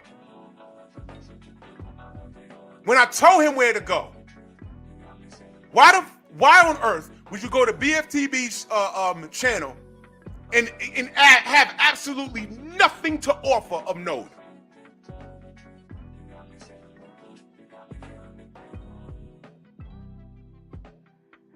He had nothing. Listen, go to BFTB if you have something constructive to add. But this nigga had nothing to add but to get on that goddamn panel and get cursed out and sound like a fool. So instead of doing that, I said, man, go to Stormy B-Man's channel, listen to him and Scrapbook Boxing talk about the history of the sport. That's what I said. What does he do? What do niggas do? Never mind that. I'm going to go argue. When I have no point, I'm going to go argue. Interrupting BFTB's whole cook to argue. To make no points. And I told you where to go. Don't do that. You bring nothing productive to BFTB's panel. So you may as well go get an education. You think he win? No. I love boxing. That's what he said, right? That's what he said. You love boxing? I said, go subscribe to Scrapbook Boxing. Did he do that? No, probably not. Just pick a video. Click on it and learn. Learn about the history of the sport. Learn about what black fighters went through and why I found it so, the moment that Anthony Joshua lost me as a supporter.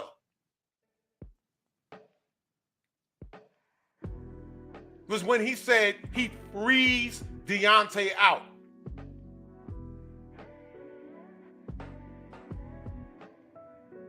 Saying for a fighter to say that they're going to freeze another fighter out,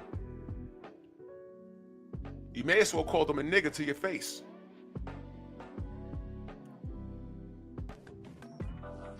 Fighters, this is like a fraternity. They're supposed to help each other eat.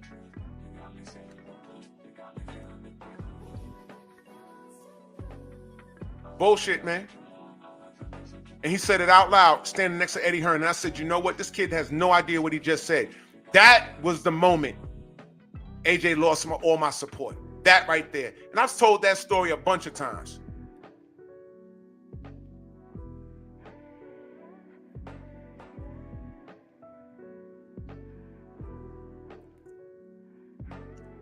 Shy AI says there were plenty of black fans happy as shit when Ruiz beat AJ. I was one of them. You never got that? Shy, you never got that? Did I just now explain it to you? Because I'm just now reading. I saw Monster Musa respond to you. But I just now read what you said. You said you never got that? I hope I just explained it to you. What do you mean didn't Wilder say that to White? Are you defending Dillian White, bro? If you're about to do that, I'm gonna warn you ahead of time. Don't do that. Because I don't deal with Dillian White either. Dillian White, that Pop Dirty, where's the B sample? That Dillian White?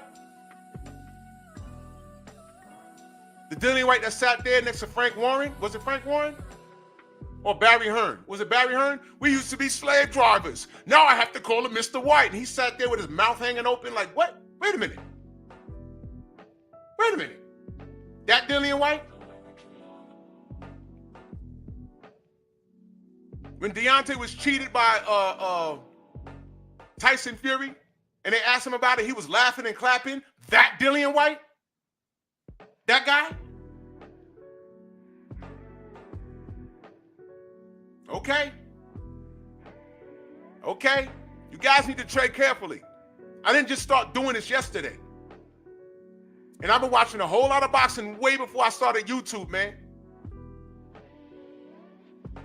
I don't know everything, but I know enough. And when I refer y'all to different places, it's for you to get educated, like I get educated, because I don't know everything. Oh, I love boxing. Do you really? Mike S., you said you love boxing. No, you don't. You love Tank. You just sat in my chat and said you rooted for Loma in that fight. After everything you know about his fan base, you're clearly ignoring his white privilege, and you smoke screen that by saying we don't think like that in Baltimore. So what we think like that in New York City, Jersey City, Philadelphia. So Baltimore's that different? Oh, you could say, oh well, we be having the Tank wouldn't be fighting Roach if Loma said no. Well, Tank told Loma no for 5 years. Where were you? Taiwan, salute. Black Undertaker, I see you. Where were you? And you're unblocked, Mike. You're unblocked. You're unblocked. Where were you for 5 years when Loma was saying, oh, I think he's the best in Twitter? Where were you? Because I was like, yo, Tank, get him. Get him. What did Floyd say? Oh, it's time for us to, we're going to move like that. We're not ducking and dodging. But Lomachenko, he got to fight right now. And what we're going to do, we're going to get Tank a 7, 8, 9-figure paydays. I'm like, okay. I'm not on this kid's payroll. Can you please unleash the dog from this kid and stop Lomachenko? He didn't do it. We had to rely on Teofimo Lopez. We had to rely on Devin Haney. Right? Black power, right? Latino power, right? I wanted Tank to do it. He didn't do it. But you cool. He gives you Hector Garcia. He gives you Mario Barrios. He gives you Rolly Romero. He gave you his ass to kiss. And you kissed it. Because Mike X spends his money He tells us he don't like, this is a Tank fan, y'all. He tells y'all he doesn't like what Tank's doing, but he goes to all his fights in person. He spends thousands of dollars. There you go. Ladies and gentlemen, this is why I don't take Tank fans seriously. That's why. That's why. That's why.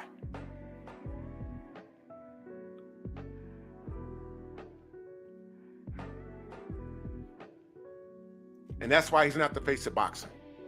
He's the fraud of boxing. And that's why a guy like Jake Paul can walk through the front door and take over the sport, because American fight fans are so today, the American fight fans, the new fans today, are so stupid. They are so stupid. They're so stupid. They are so stupid. You gave daylight to Jake Paul, and then Jake Paul hasn't been all bad. His main events, I don't particularly care for them, but those undercards, I'm like, whoa.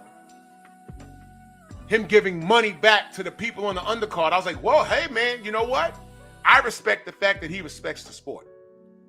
Is he the best fighter? No. If he fought Canelo, does he beat him? Hell no. No. But he respects the game enough to give back. So when I asked Mike S., and mind you, he never answered the question. I asked him, who's giving more back to the sport? Jake Paul or Tank? All Tank has done is take your money. Jake Paul, he takes your money, but ask his undercards, were they satisfied with their paydays? What's the difference? And you know what's funny? Some way, I know there are some Caucasian boxing fans that are saying the same thing I'm saying, and they will use that as a photo. You go argue with some white boxing channel, and if they make the comparison as to who's the face of boxing, Jake Paul or Tank, I challenge you to go on that channel, whatever it is, and argue those points, and you're gonna look stupid because there's nothing you can say. You know what? It might be a possibility that Jake Paul has generated more money than Tank has. Where's the lie? Someone do me a favor. Someone look up Jake Paul's net worth and compare it to Tank Davis' net worth. Just do that for me, y'all, and put it in the chat. Put it in the chat, bro. Look at that. Look at that. Amanda Serrano couldn't afford to buy a house until Jake Paul. Hey, man. King W, what up? Exactly. Last undercard was crazy. Put it in the chat. Net worth. I'm curious because I don't know.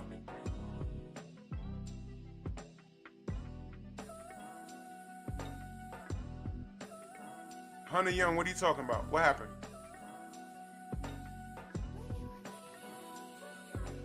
Something happened? What happened?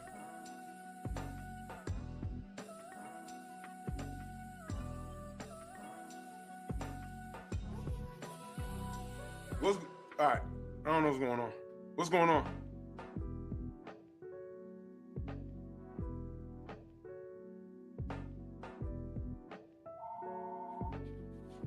One second, y'all.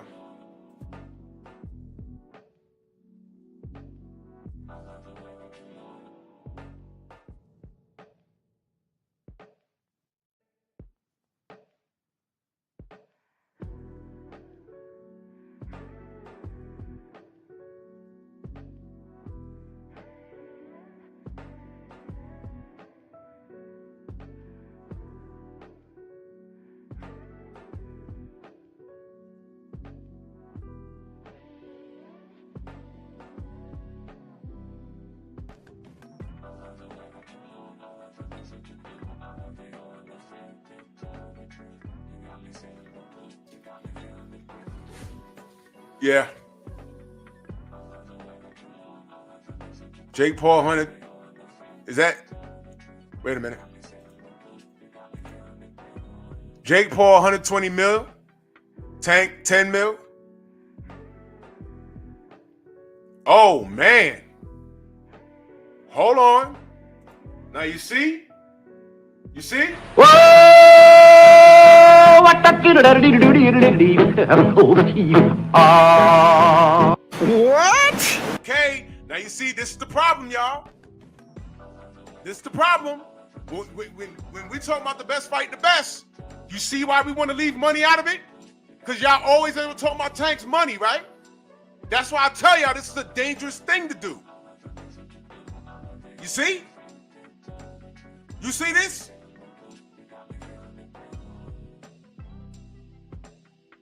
This is what I'm talking about. You see? See what I mean? They don't want to talk about skill set. No. Make the fucking fights.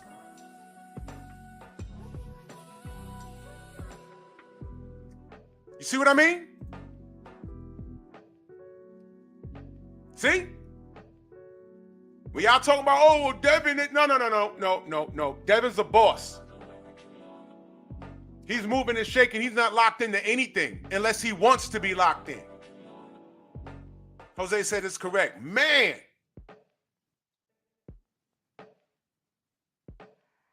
So when I say what determines the face, what determines the face?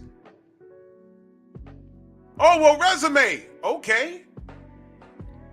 Tank said 135. He was surrounded by nothing but contemporaries. He didn't do anything. Money. You want to talk about money? That makes you the face?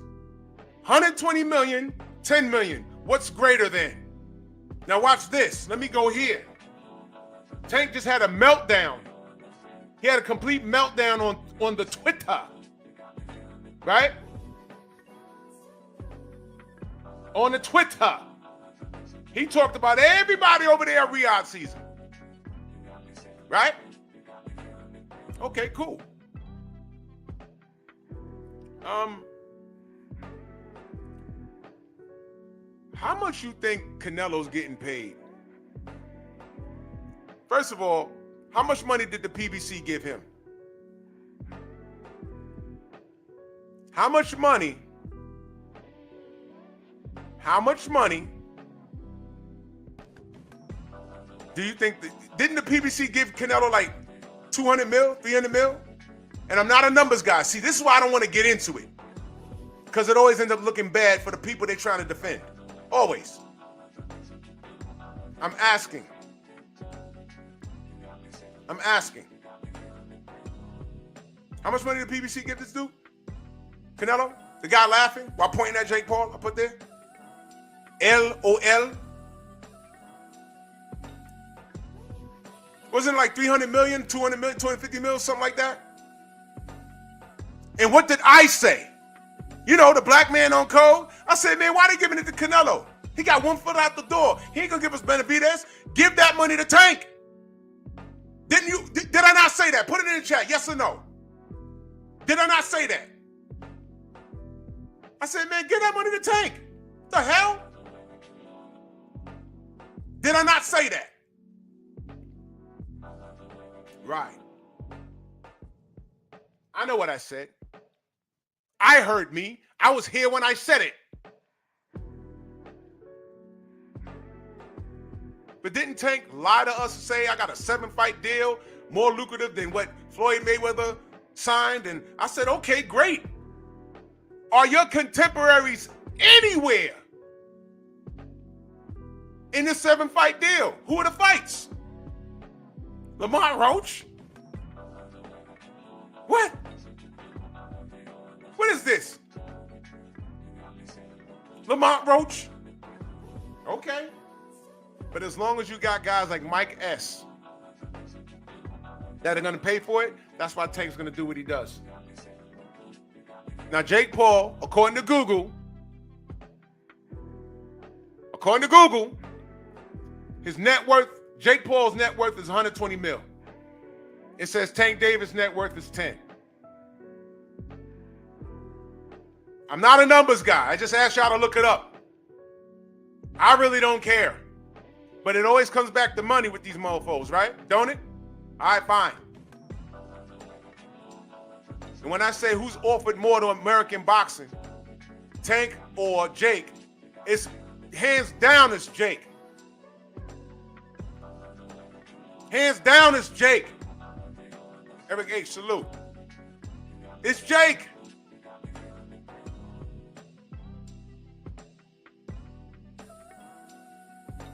And let me do Mike S a little solid right here. Let me do him a solid.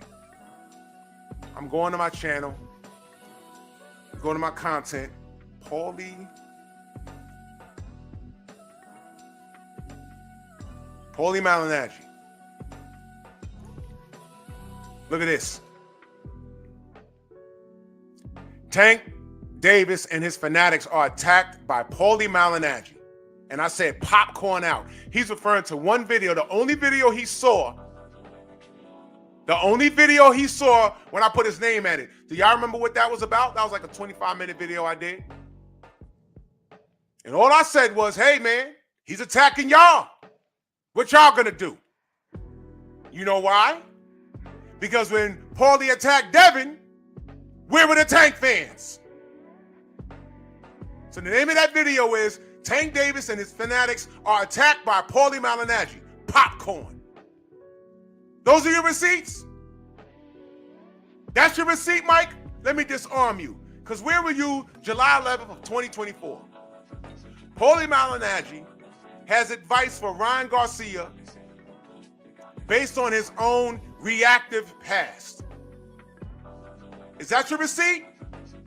Go watch that video and tell me what I said.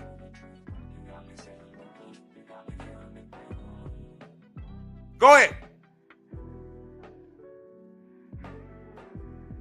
Another video. Aaron is scheming on Haney while Laserbeak Paulie is stuck in his insecurities. That was way back in 2023. I called Paulie Laserbeak from the Transformers, and I put Bob Aaron's face on Soundwave's body. Oh, wait a minute. October 18th of 2022, Paulie racially attacks Devin Haney. What will the media say? Huh? Then I did a video about the dude that slapped Paulie on the back of the head with powder. The YouTube dude or the TikTok dude. I absolutely had nothing positive to say about Paulie Malignaggi. My first video about him. Reminder of who Paulie is. That was back in 2021. Mike S. I had an Instagram conversation with Paulie Malignaggi.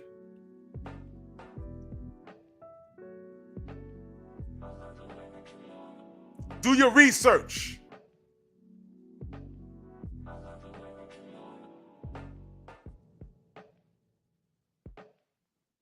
Do your research of what he said about Ahmaud Arbery getting himself killed by those Klansmen when he grabbed that shotgun. Look up what I said, nigga. Hold on one second.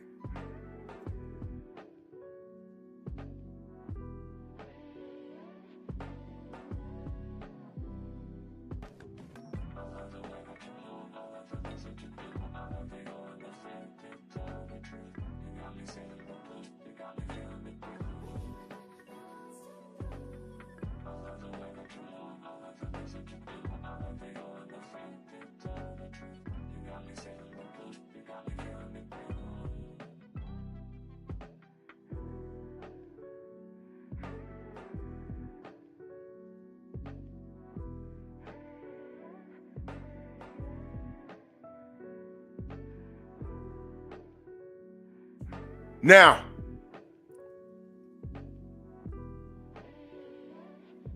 P. Hunter, all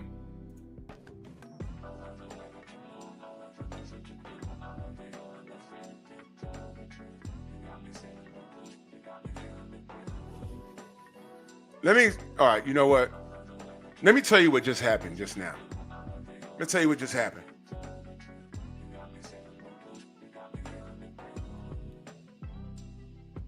I'm talking about Canelo and Jake Paul and how Canelo was able to generate compliance by way of finances, right?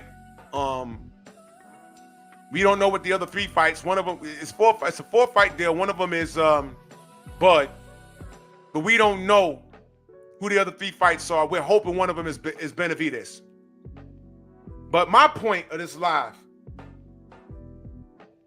is how Canelo pump faked Jake Paul. Jake Paul's in his feelings. He's attacking Canelo. It could be interpreted as racial in a sense. In a sense, it could be interpreted as racial. And I'm saying that Paul needs to be careful as he is the face of American boxing. And it's not Tank. And as soon as I mention Tank, cats is coming in here talking about, you know, Bill, I made a reference to why Tank is not the face of boxing. And I'm looking at some cats in here, you know, defending that little boy. Listen, let me be clear. I said what I said. And I'm not wrong on that. Your personal feelings towards DHP, you're entitled to that. That don't make you right. Because all I'm saying is if Tank was the face of boxing, none of this would have been possible. And all I said about an hour ago was Tank was supposed to take that bread when Turkey offered it to him to fight Devin. You got a problem with Devin? Come solve it. Inshallah. Come solve it. I got money. I got everything you need. And the dude violated and said, give me 2 Ferraris. That's it.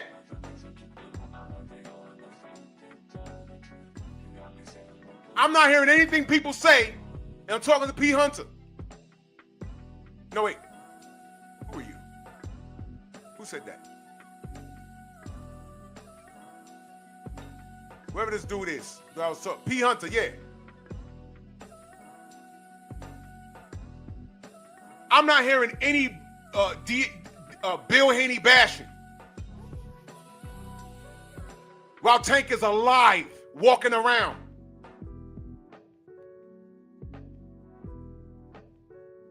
There's no comparison.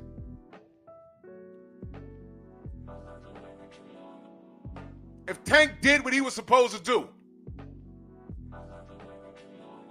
if Tank did what he was supposed to do,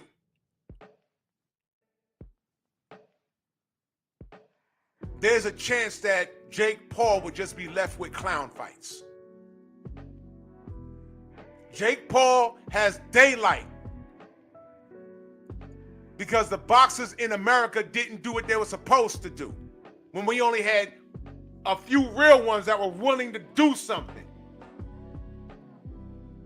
While we was trying to get AJ versus Deontay, all y'all niggas, especially in America, were talking about with skinny legs. Remember that? That was y'all. There were more AJ fans that I seen in America than I saw Deontay fans. Well, at least, you know, let me be clear. At least online. And all we wanted was a fight. And y'all kept talking about physiques. And I said, yo, y'all gay for that. Errol literally had to jump through hoops, run around, collect belts, and go around Al Heyman to make the Bud fight.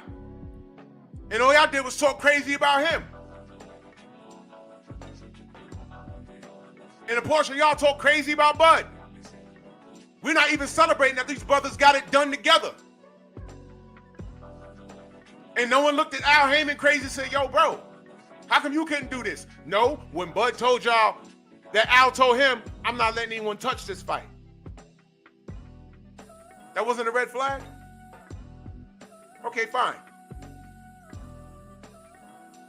Devin Haney running around trying to fight everybody. Oh, I don't like Bill. Huh?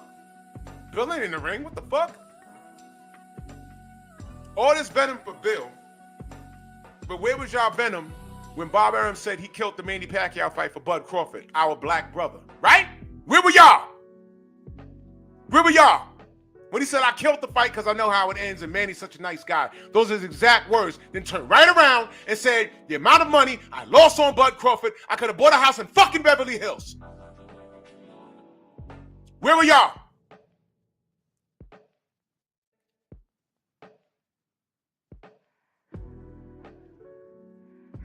Stop it.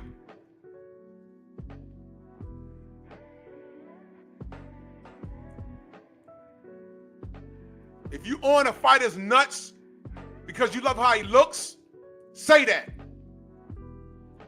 So I know not to entertain when you talk.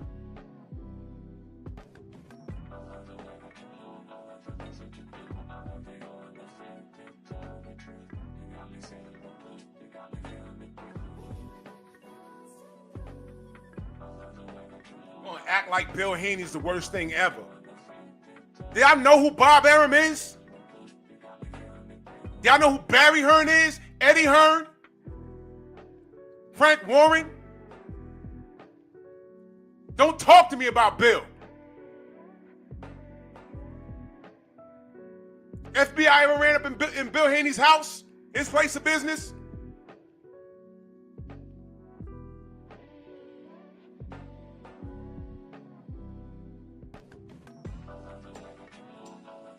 Smelling Tank Davis nuts. Meanwhile, he's an A-side, ain't fight nobody we wanted to see him fight. Except Frank Martin. And he drained him. But whatever, who's paying attention, right? Main biker back in that super chat, he said, most expensive Ferrari is an SF90. It's $583,000. Baltimore. I wouldn't give Tank Davis a Ferrari. All he gonna do is crash into a pregnant bitch. What? Please. Airbags deployed, and he left the scene of the crime. Please don't talk to me. You know I can't stand that kid. But guess what, y'all? I ain't gotta lie on him. I ain't gotta lie on him. Messenger, what up? I ain't gotta lie on this kid. At all.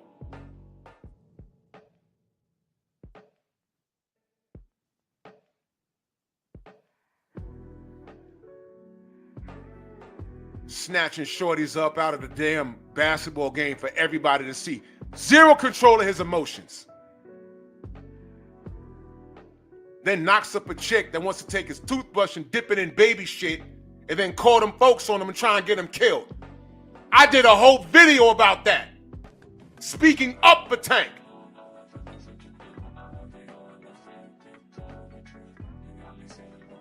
I did a whole video on it. You ain't see that though. Mike asked one talking about receipts with Paulie Madge. Fuck out of here, man.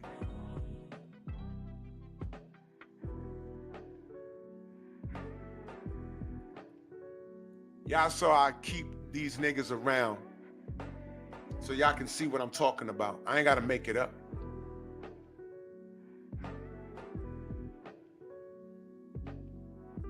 I ain't gotta lie on this kid. These niggas get so deep into their feelings.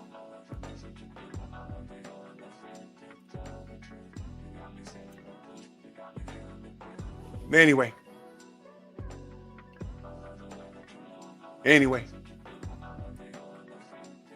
Yeah, he's cut from Floyd's cloth because Floyd don't know how to pick women either. And he don't keep friends around either.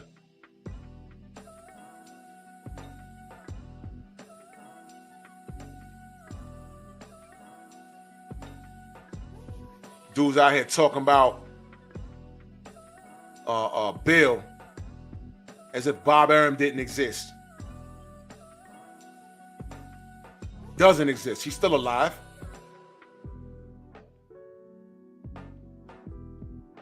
Barry and Eddie Hearn, Frank Warren, Lou DiBella got dirt on his fingernails. And all I see is Devin Haney's success, and I see nothing but a bunch of niggas cutting them down. this nigga just sit there and said, hey, I rooted for Loma. Wonder why that's so. That's probably the only fight he ever rooted for Loma. But he ain't root for Loma versus Teofimo. Yo, check this out. Harold, what up? Check this out.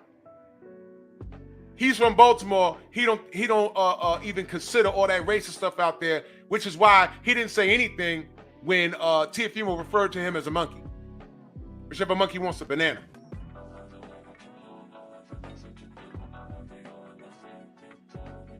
The WBC and the WBO were in cahoots trying to freeze out Devin Haney, and Teofimo Lopez spilled the beans.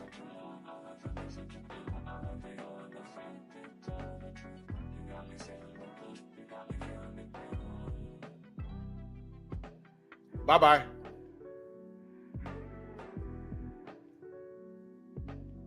How's that for your boxing knowledge? Go somewhere else. Goodbye.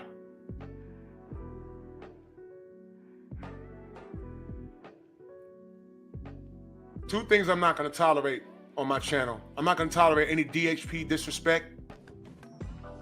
And that has amplified. See, I might entertain you a little bit, but since that Ryan Garcia shit happened, we saw coming in here talking about whooped by Tank's leftovers, and you don't even factor in the circumstances surrounding that. This ain't the place for you. So you can go ahead and go somewhere.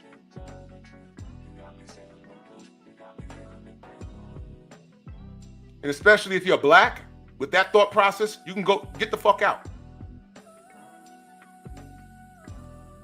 Get the fuck out. Goodbye. This ain't the place for you. It's not. It's not. This is not the channel for you. And that's cool. Go somewhere though. Unsubscribe. Go away. Go away. This ain't the place for you. And I'm gonna tell you something else.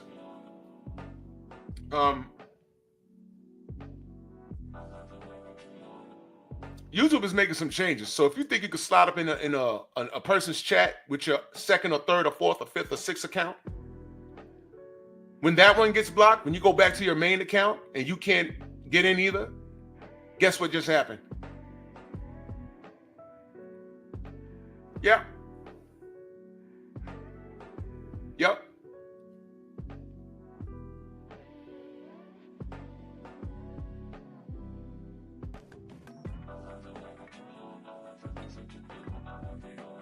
And if you feel the need to be in here and fight the good fight for some little N-word that don't know you, that's a sad state of affairs.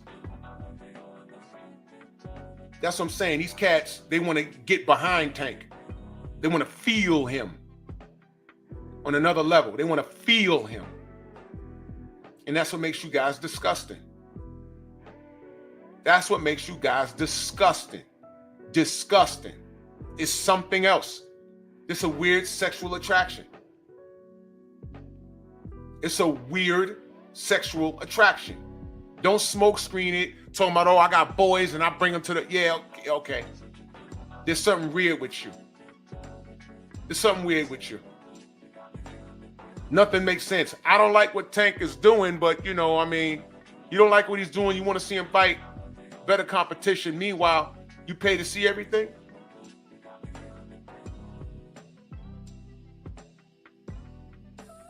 Exactly. Trolls in here heavy. Get my views up. Get my views up. Right? The 22nd of every month is crazy for me. Come on back. And here's how much of a loser ass knuckle dragging monkey they are. I'm in here pointing out Canelo and Jake Paul and the danger behind what's going on here. Soon as I said that Tank was responsible, in a sense, he wasn't the only one responsible. I just said there's a few fighters, professional boxers that were trying to give the supporters what we wanted. And if the American fighters were doing what we were supposed to do, Jake Paul wouldn't have any daylight and Canelo wouldn't have any legs to stand on. And it'd be harder for Turkey to come in and take over. As soon as I said that Tank was just as responsible as everybody else, Here they come. Here they come.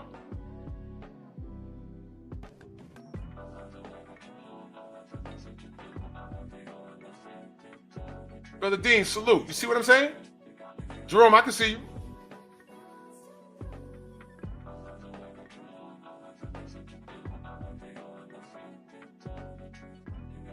You see what I mean? In full defense mode. This is why I can't stand Tank fanatics. This is why. There's nothing wrong with saying, hey, man, I like the kid style, but he needs to step it up. That's it.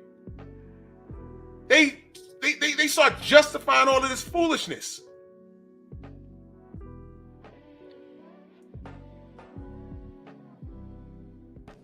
This is foolishness. Tank over everybody. Great. Fight Devin. Oh,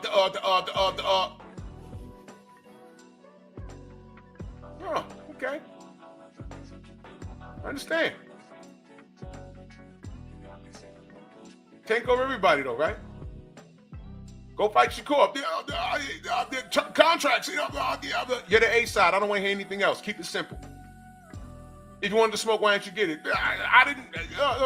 Devin, if you want to smoke, why didn't you get it? TFU called you a monkey. Why didn't you go get that smoke? Baltimore.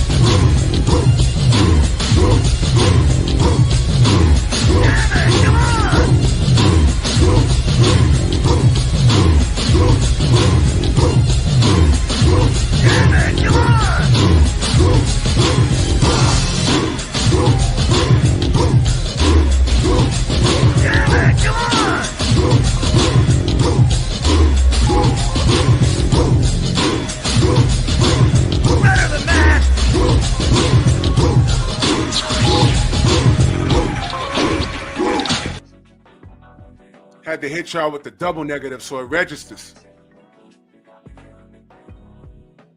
Thunder monkeys. And y'all brought the monkey up. Y'all find reasons to hate each other. Amazing stuff.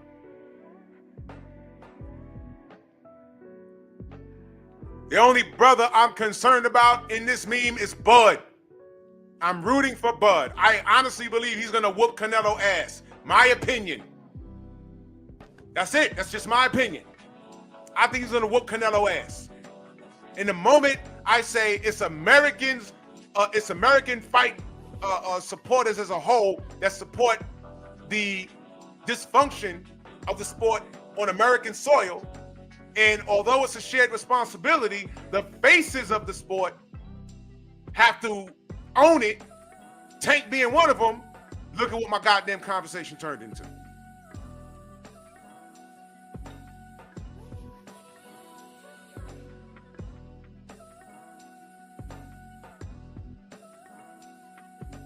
You see what I mean?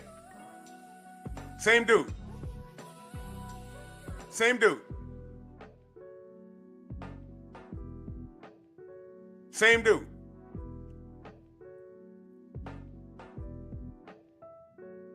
And here's what's funny. That's probably a stinking ninja. A knuckle-dragging stinking ninja. I don't know if it's Mike S. He's probably making more accounts and more accounts and more accounts. And that's cool. You notice he ignores racism and said it doesn't exist in Baltimore. I could call people right now and be like, hell no. What is he talking about? All of this in defense of who? Tank. Ain't that amazing? So come on back, get my group. Yo, listen, get my views up. Come on back, come on back, come on back.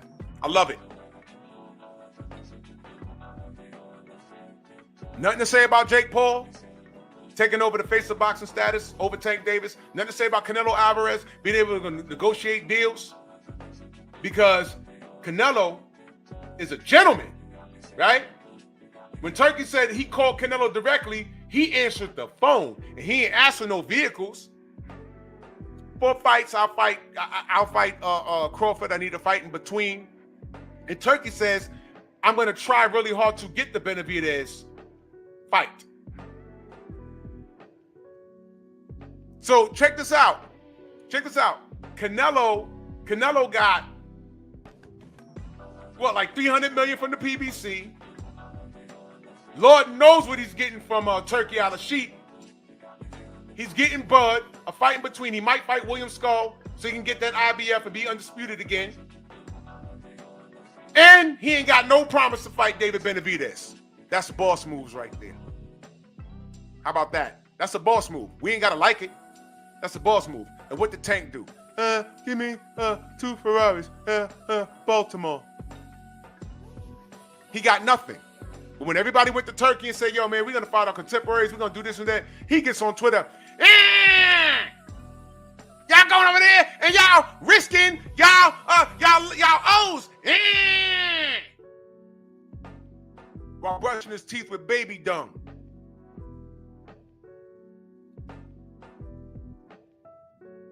What happened to 420?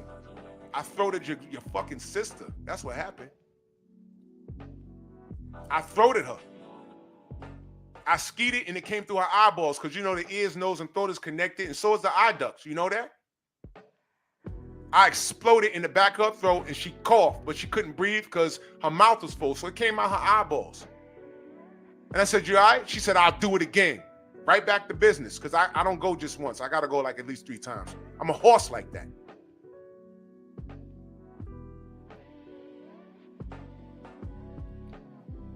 So come on.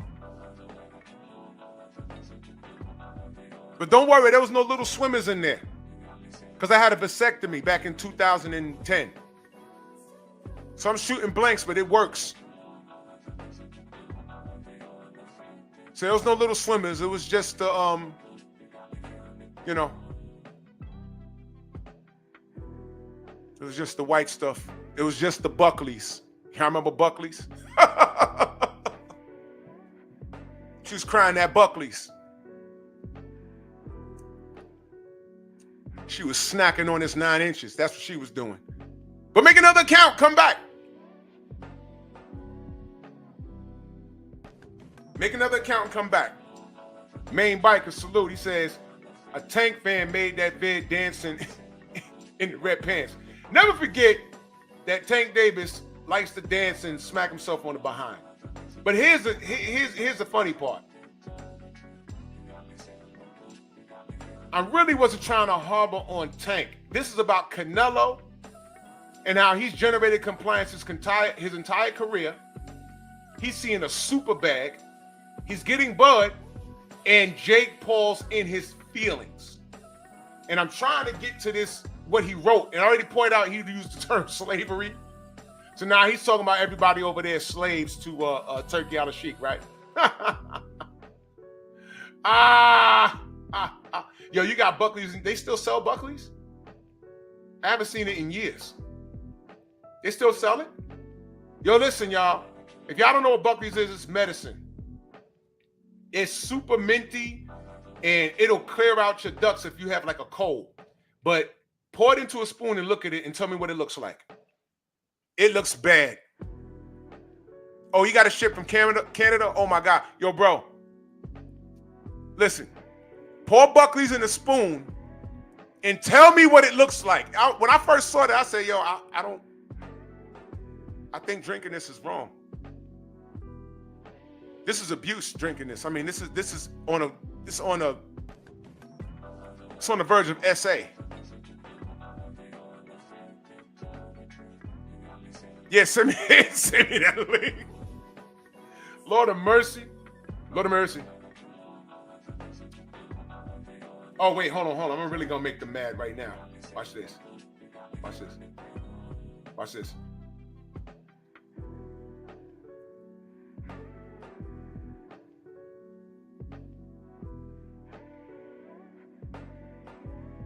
Watch this, y'all. I gotta bring it back. Watch this, y'all. I gotta bring it back.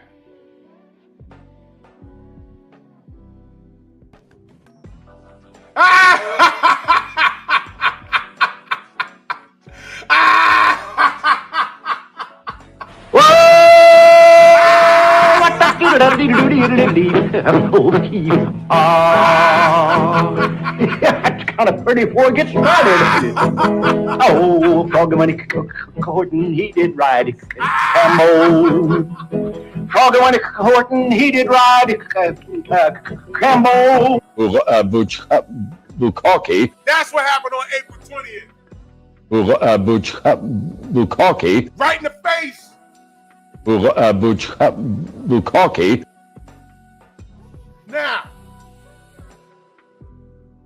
Now, can we talk some boxing? Can we talk some boxing now? Y'all forgot I could do that? Y'all forgot about subscribers only? And he could try and be slick and subscribe just so you could say something, but try being subscribed for more than 3 days. Just so you could come back.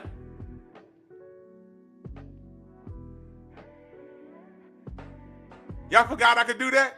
Y'all forgot I ain't do it in a while. So my guest, being that I know that's you, come back with your real account. Because I took your wrench, gave it back so you can comment. Sugar-Free Mars, Queen, salute. Mike S., I took your wrench and gave it back so you could comment. Instead of commenting, you came back with like 4. Until you could tell me that wasn't you, this was you. Come back with your real account and tell me it wasn't you. And just to humor the audience, I want to know what that rooting for Lomachenko was about. What was that? What was that? 1 second, hold on, y'all.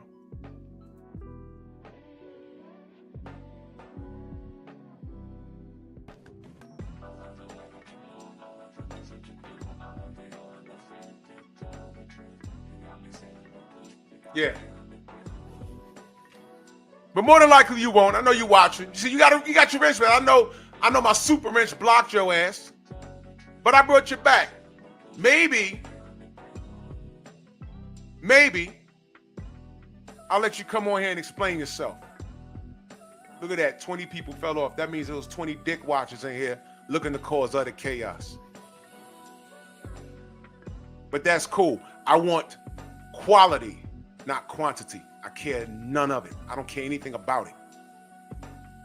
And as soon as I mentioned Tank and how he's failed as being the face of boxing, look at where it went. They try and bring up negative about DHP. I'll have none of it.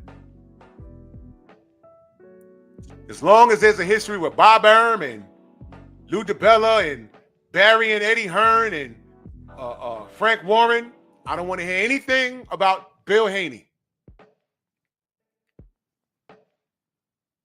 You have no argument. You have no argument. Don't want to hear it. Shut your mouth. Nigga. Shut your mouth, you self-hating knuckle dragger.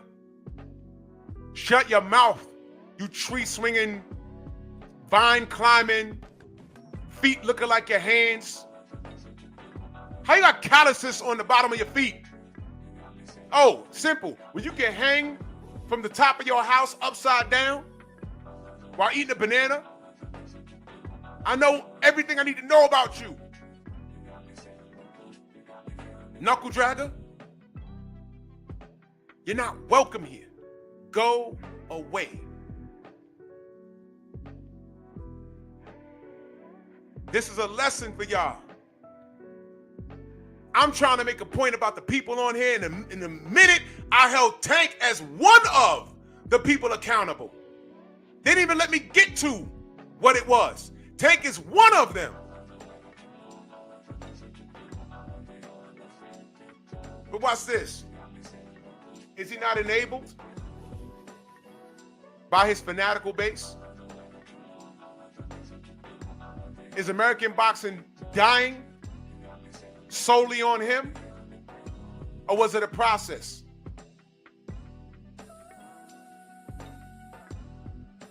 Bob Arum, Floyd Mayweather, Al Heyman tried to get things right, but even he had to succumb to the nonsense. And you sprinkle in a lot of fans being fans of fighters and not fans of the sport. Jake Paul. These are the kids that grew up eating cereal all day long, that grew up on a steady diet of Prozac to help their ADD. And these clowns want to get on YouTube and fuss with me? Get out of here, man. You don't qualify.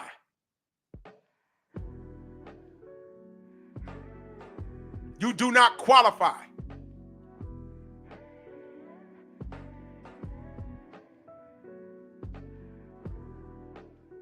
If Tank leads the charge, is why, listen, if American boxing is this dead, you ask yourself, well, who was in charge? What happened? Y'all spent all this time telling me it was Tank? I said, okay, cool. He's one of the people. Check the resume. Got all these people running around, he ain't fight. That's part of the problem. It's not the problem, it's part of the problem. Look what Top Rank has done. Look at what they tried to do when they tried to invest in Teofimo Lopez. Oh, y'all don't know what I'm talking about? All right, just listen. 2018, this is Teofimo Lopez. This is what he said. Pay attention. Hey, Devin Haney made a comment, trying to make whatever it is. But at the end of the day, Devin, you don't know. The WBC is not going to have you, even if you do the competition, they're not going to have you fight for the title. You can get mad at everything. I'm fighting for the title after this fight, for the IBF. And then after that, me and Loma for all four. And where are you? You're not going to get a shot, bro. And you don't know that, but we do. And that's what we did. I'm not going to fight more fights. So it is what it is, man. Talk what you got to talk, my dude. But at the end of the day, you're not becoming a world champion at 135. That was 2018. You know what they did? They just told you that they were going to freeze out Devin Haney. That was the WBC and the WBO behind all of that. When Devin Haney, when his time came up to fight when his time came to fight Loma dumped the real WBC strap. It was given the franchise status. That's when y'all started calling Devin Haney the email champion. And I said, wait a minute, who sent the email? Loma sent the email, man. And that's when Loma, remember what the original rule was? Your franchise status, it's a special privilege. And you don't lose it, which means you can exercise it. You can go up and down the weight. You can exercise the privilege. You can lose the fight, but you won't lose that status. Well, that changed as soon as Loma fought Tio. That was when Tio started running around talking about, hey, man, I'm undisputed. I said, no, you're not. This guy, Devin Haney, has the real belt. You got to go get the real belt. And even ESPN had Teofimo down as an undisputed champion, which was wrong. That's when you knew the fix was in. Who airs boxing on ESPN? The WBO, Top Rank. They tried. Teofimo Lopez gets in the ring with George Kambosos, loses. Then admits later, oh man, you better be glad I ain't win, because you know what I was gonna do with it. Meaning, if he beat George Kambosos, what was he gonna do? He was gonna move up anyway. He was never gonna fight Devin. He could have fought Devin now. He didn't do it. He pulled out of negotiations. Turkey had to come in and set things straight. So now if everybody wins their fights, everyone's gonna end up at some point fighting each other.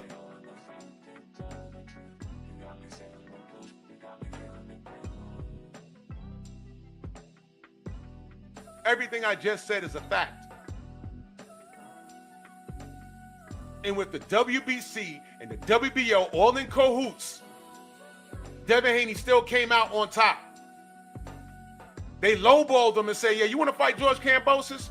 Yeah, I don't know what money. I forgot what money they offered him. Devin said yes. They ain't see that coming. Oh, yeah, well, you got to come to Australia. Devin said yes. And when y'all remember, we was like, no.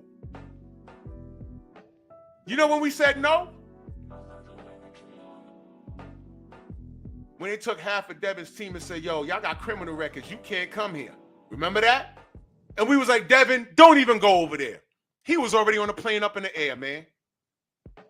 Remember that? They didn't let Bill go into goddamn Australia until like the final hour. And I said, man, that's not something that they could have discussed at the negotiation table. Are y'all cool to travel? Get right with that. Devin was over there without half of his goddamn corner. On foreign soil. In pitch a shutout, not once but twice. What did America do? Nothing. Did we celebrate that? No. I did. But knuckle draggers like Mike S is probably rooting for Kambosos also. You see what I mean? But then when I ask a nigga about code, he told me he believes in code. You believe in code, but you was rooting for Loma. You see what I mean? Just let these niggas talk. They tell you who they are. They tell you who they are. He told me on my panel, I said, do you believe in code? He said yes. But he just told me in the chat that he rooted for Loma. And don't tell me it was about boxing. It was because Devin is your man's arch rival. That's what that is. Please don't lie to me. Don't lie to yourself.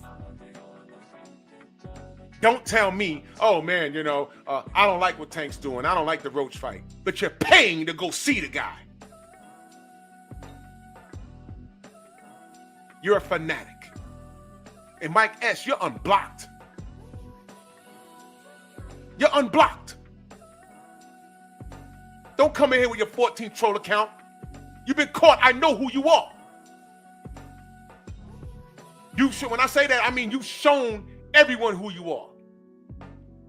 That's a joke, dude. In the event there was any kind of real revolution, you can't be near me. Because you already know what I'm going to do.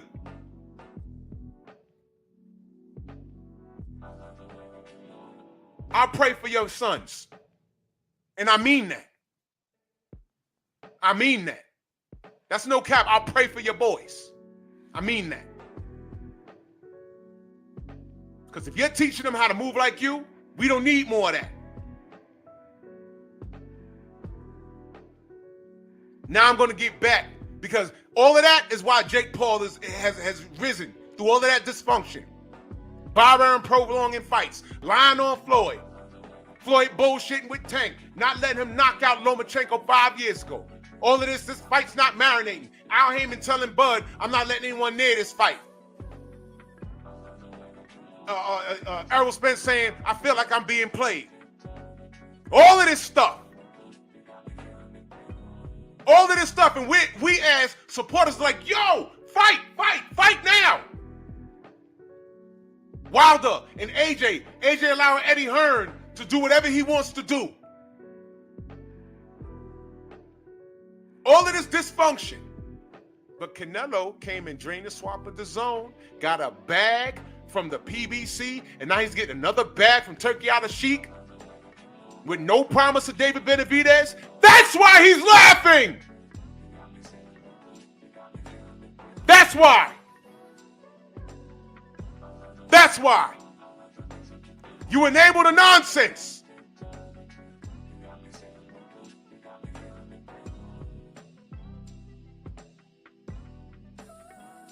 Don't smoke screen me. Don't tell me you a fan. Don't tell me you a supporter. You're having a weird infatuation with fighters. And I just want to see these guys fight. Because if they fight, they breaking bread with each other. I'll say it one more time. If they fight, they're breaking bread with each other. None of this freeze them out stuff. Canelo said, I'm not fighting another Mexican. Turned around and fought Jaime Munguia. Broke bread with him. He don't want to break bread with David Benavidez because his ass on the line is more important.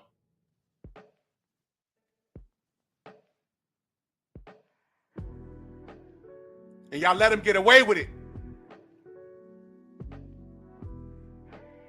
Y'all don't feel no way about Canelo saying, I'll never fight another Mexican. And that went out the window with one fight.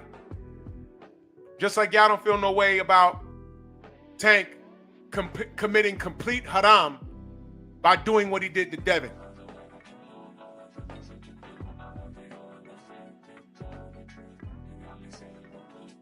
Y'all don't even know what haram is. Only my brother Kondo in the chat. Some of you may know. I was like, what is he doing? Why is he doing that? If you're gonna fight him, fight. All this pulling up at the club and then Cass is like, oh, because Tank is like that. Tank is a thug. No, you's an ignorant nigger. That's what you are. Real Spill, what up? That's what you are. That's what you are. You're an ignorant nigger. And all of this dysfunction, Jake Paul. I have nothing to say about Jake Paul. Well, now, Jake Paul was on the offensive. And instead of us saying, yo, look at them. Look at the two white guys go at each other. As soon as I mentioned Tank to bridge to the point that I was trying to make, because I wasn't only blaming Tank, I was going in on all of these boxing promotions. Tank, PBC. He's affiliated with the PBC. By the way, did Tank not lie to us about that money the PBC gave him? Yeah, whatever. Tomato, right? Okay, cool. I couldn't even get through putting everybody on blast. As soon as I said Tank, it's a buzzword. Here they come twerking into my chat. Talking about, oh, you know, Tank, Bill Haney. Listen. Y'all can't talk about Tank without breaking the Haney glass.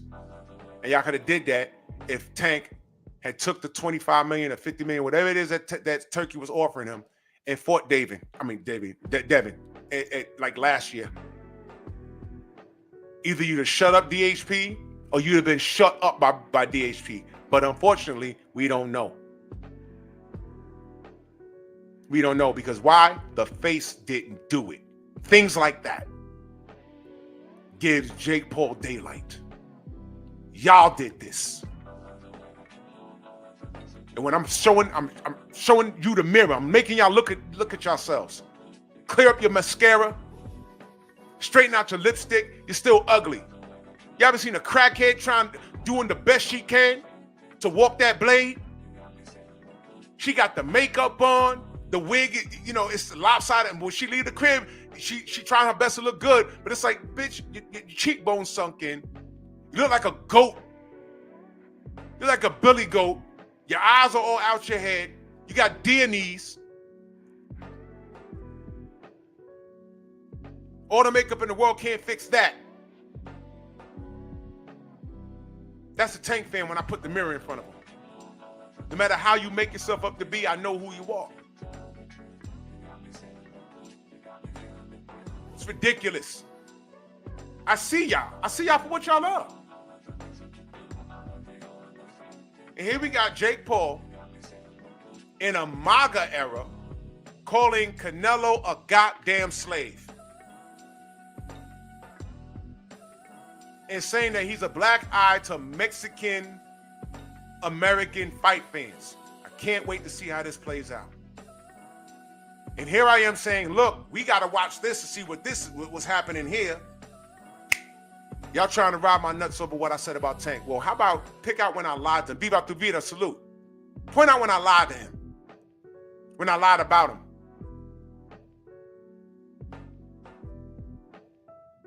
And this Ninja Mike in here talking about, oh, I got receipts. What receipts? Comb my channel. I had nothing positive to say about Paulie Malignaggi.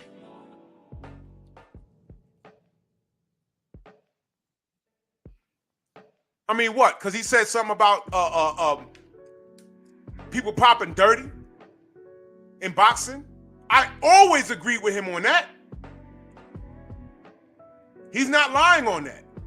Everything else, I'm like, man, get out of here. Paulie's a racist.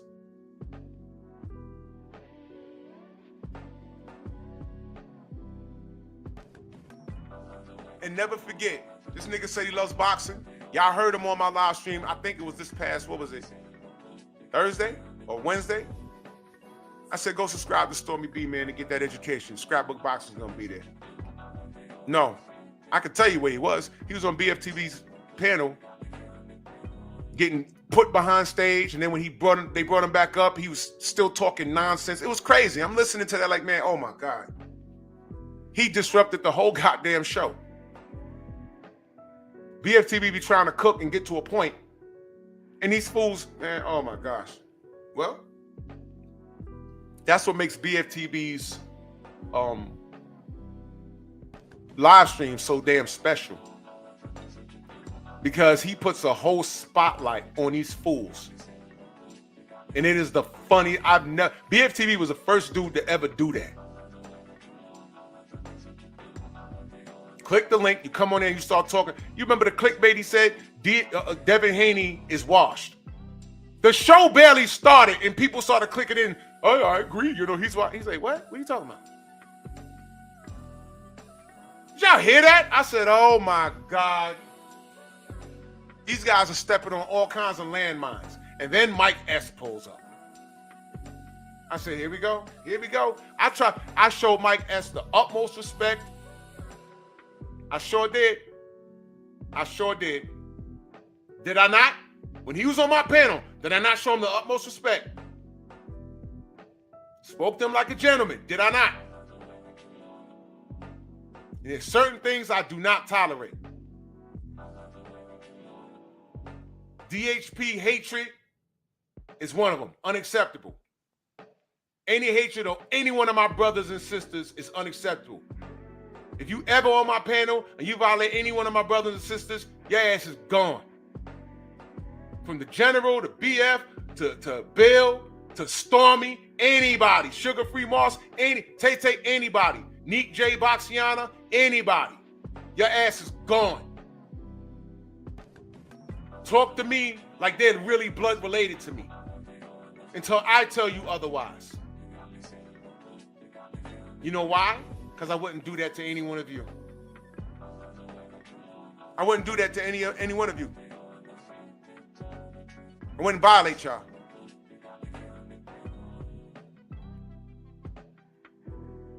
Because I can say about Bill that most motherfuckers can't even say about Tank, because Tank don't even like y'all niggas. He said it. He put it in writing. Bill is my friend. He's my friend. And I know a lot, he makes his rounds. I know a lot of YouTubers like, oh, I saw some dude say, oh no, not another guy that Bill could call on the phone. Yeah, it's different. Me and Bill, we've spoken plenty of times.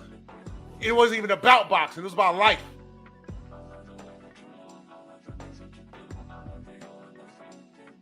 And the sad fact is, if your name ain't Kenny or Cal, none of you niggas on YouTube can even say that about Tank. So shut up.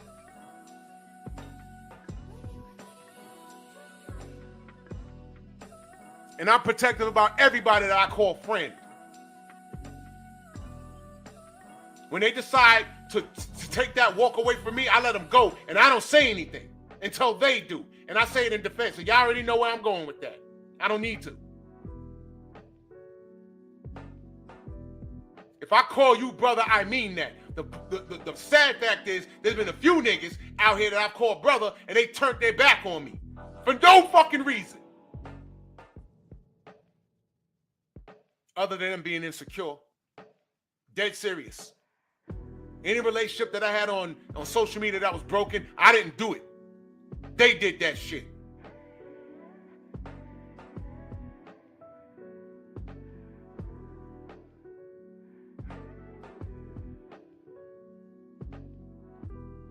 And when you turn your back on your fellow brother, and I'm talking about a black man, because he's the rival of the dude you have a man crush on. You swear you represent a city that I know for a fact don't really represent you like that. You just talking, dude. You just talking. You just talking.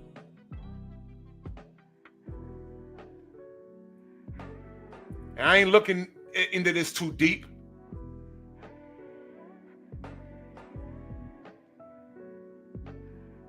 I take code very seriously. I take my community very fucking seriously. I never even said Lomachenko was trash. I didn't like how they rolled out the red carpet for that dude.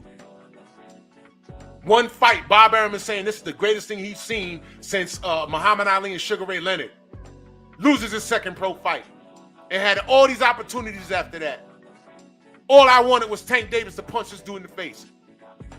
And Floyd and Tank never did it. I said, well, why can't Tank do it? Oh, well, you know Floyd runs his career and Leonard Ellaby runs his career. And then they say, hey, man, Tank makes his own decisions. Well, which one is it? All I want is this dude to get punched in his face. And I know this little yellow dude from B-More could do it. Didn't do it.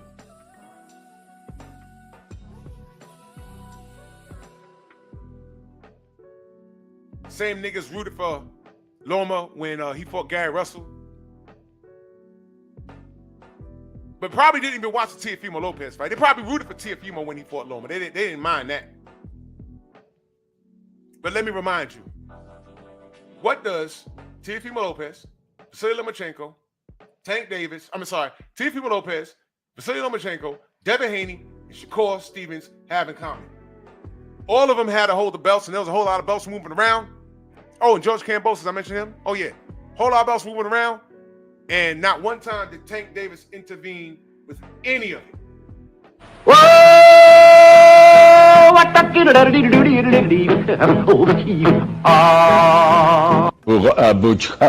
Bukaki. Right in y'all face, and y'all go back and spend money to keep that kid bankroll going. Not me. Holler at me when he signs to fight somebody that's his contemporary. Hector Garcia? Oh, okay. Okay.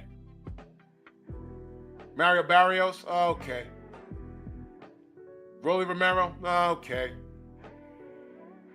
Everybody was getting busy. But everybody was ducking Devin, though. Don't get it fucked up. Everybody was ducking Devin. Shakur ducked him. Tank ducked him. Tio ducked him. George, I give him credit. He lost twice, but at least he fought him. I speak of the facts with my nappy hair. I speak of the facts. Right? Oh, but what happened on April 20th? I throated your sister. I turned her out. I didn't even bend her over. I throated her, and she still fell in love. And I went on vacation. And while I was on vacation, I got a phone call saying, yo, this dude popped. I said, oh, Lord, I don't want to deal with it. I hope it's wrong. That's what I said. I hope this is wrong. I hope Bada's wrong. I hope USADA's wrong. I hope everyone's wrong. I'm sorry, not USADA, WADA. I hope everybody's wrong. I hope this is one big mistake because I don't want to deal with it. But unfortunately, you know. Anyway, let's get back to Jake Paul. It's a great Saturday, isn't it? Jake Paul. What else he says? This is good. It's not surprising when his whole career he has done nothing for the sport of boxing outside the ring.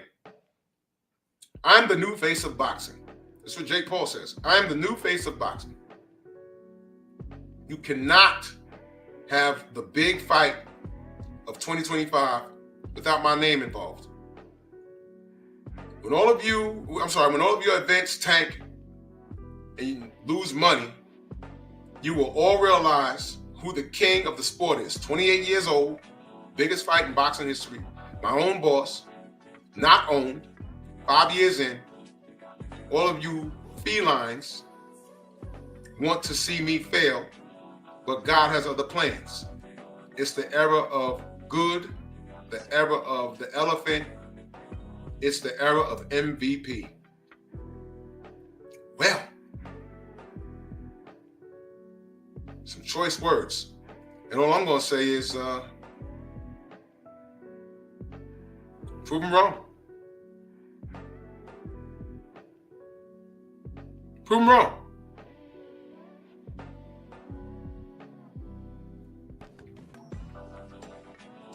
Prove him wrong. Now, when I say prove him wrong, can you do it? He was all for the Canelo smoke. I think Canelo was going to go in there and beat him like a drum. But Jake would have been laughing all the way to the bank. And I think the undercard would have been pretty good. You know what I mean? Undercard would have been fire. Whoever would have been on it. Hell, I was going to tell, if this was official, you know what I was going to tell? I was like, damn, he's fighting. I was going to hit up Elijah Pierce and be like, yo, tell your people, hit up Jake Paul, see if you can get on that undercard. You know, Elijah Pierce been calling out Cool Boy Steph. That's a little history. I'm sure Jake will throw that on there somewhere. Yeah, word. Maul versus Plant. Do it, man. Do it. When I thought it was a done deal. And I also said, man, he's going to fight Jake Paul instead of Bud. I said, that's a duck, man. And the only reason why I'm saying it's a duck is because it was a choice he made. It was a choice he made. The word that we got was, F Bud, we're going to fight Jake Paul. And I was going off of that news and what a difference a day makes. So in that aspect, I said, man, you're going to call this man out and then refuse it. That's a duck. You remember when you remember when Jamal Charlo said that slick shit to David Benavidez? Y'all remember that? And then David Benavidez said, what's up? Let's fight about it. And then people was like, well, Maul, I believe. I think it was Maul. And y'all remember this? It's a couple of years ago. And then Maul said, you know, he said what he said, but then he was like, yo, we're not even the same weight class, man. Stop it. But people were like, hold on now. Hold on. You said his name. You said his name. We know you're not in the weight class, but don't act like this fight can't happen. Oh, where Maul came back and said he was just playing? But see, here's the thing. He put his foot in his mouth. Don't make reference to another fighter like you're going to do him dirty, where y'all fighting is not out of the realm. 168, 160 is only 8 pounds difference. Everyone was like, yo, hold on, that's a fight that could be made. So being that he said it, I forget exactly what he said, but I could be wrong. But he made reference to putting mitts on him. And David was like, let's get to the smoke. Maul backed out, and then people saying, nah, that's a duck. Now, there was a handful of cats saying it's not a duck because they're not in the same weight class. Then there's a handful of cats saying, no, bro. He said his name, and he made reference to them fighting. And now he's backing out, so that's a duck. I understand both arguments. I really do. I do. I understand BFTB's stance on this. I do. I get it. I get it. I get it. I get it, bro. I get it. I get it. He said he break David's neck. Yeah. Now how you gonna say that and expect David not to be like, all right, well, we can fight. Yeah, Anthony. Yeah. Yep. So my brother BF, I understand his position on this Bud and Canelo thing. I get it.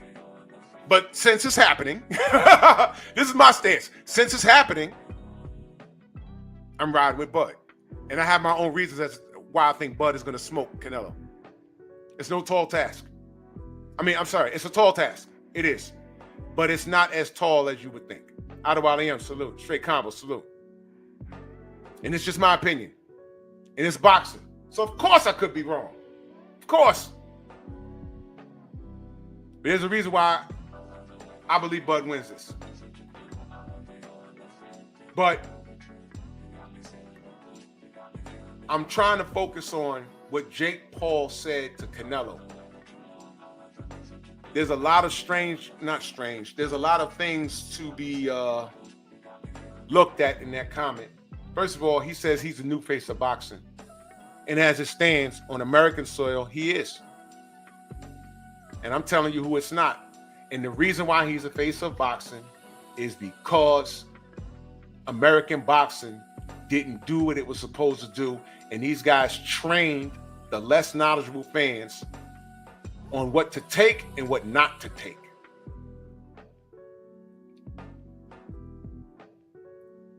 And you guys take it right in the poop chute.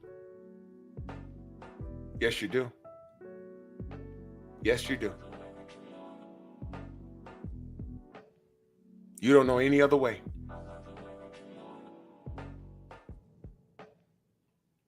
Condo, I hope so. I hope so. Because I need that. Because I'm tired of how Canelo's moving. Tired of it, man. But how he's moving in the sport, and he's gotten everything he wants. And the other side to this is, you ever considered why this is happening? Man, you know what? That's a whole nother life, man. But me and Stormy had an in-depth conversation about the possibilities. And I'm just going to put this out there because this is probably something I'm going to address on another stream. It's a possibility that somebody doesn't want Bud to be better than them by the time Bud's ready to hang it up. And that person is Floyd Mayweather Jr. And I'm just going to leave that there. Eric L., salute, brother. I'm just going to leave that there. Because it's annoying.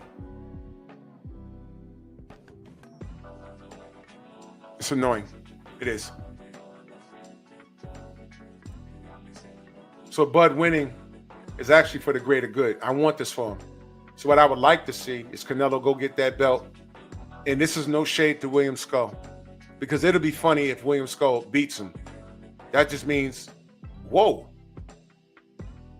Hold on a minute. If William Skull beats Canelo, then that means he's undisputed. Oh, man. In that case, oh, man, that'll be difficult. You know why?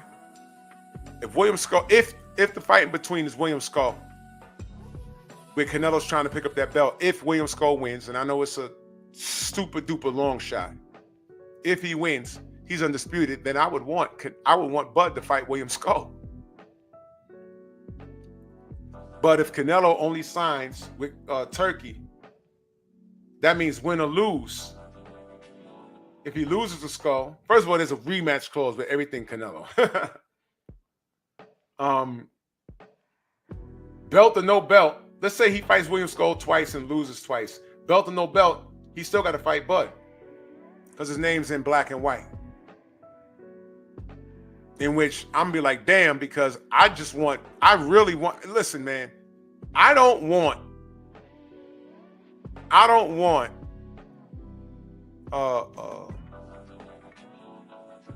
listen, man, I want Bud to whoop Canelo, bro. And I think he could do it. But I would really love to see Bud grab 4 belts and just get the hell out the game. And if he could beat Canelo and become undisputed at 68, he ain't got to do anything else. Leave on top.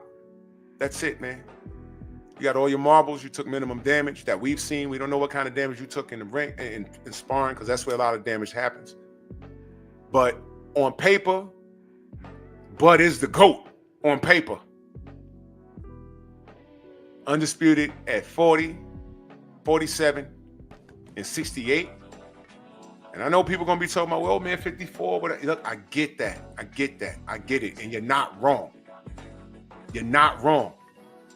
He got a belt at 54. If you're really going to do the 68 thing, that's the one thing I'll agree.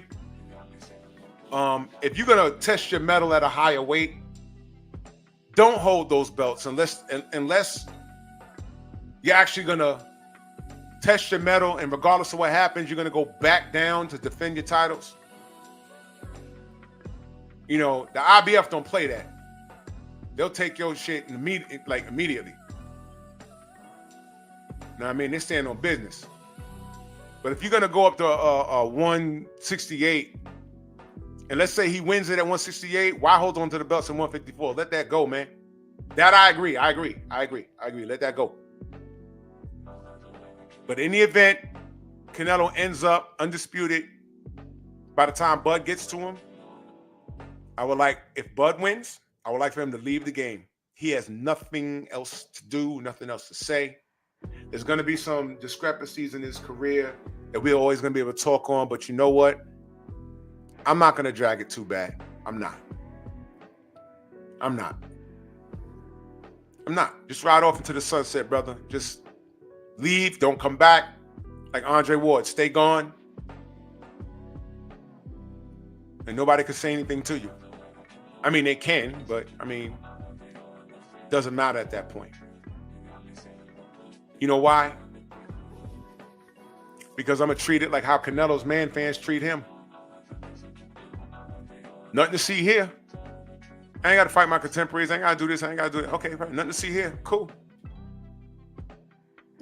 You know, rankings, what's that? I do what I want. That's how I'm going to treat it.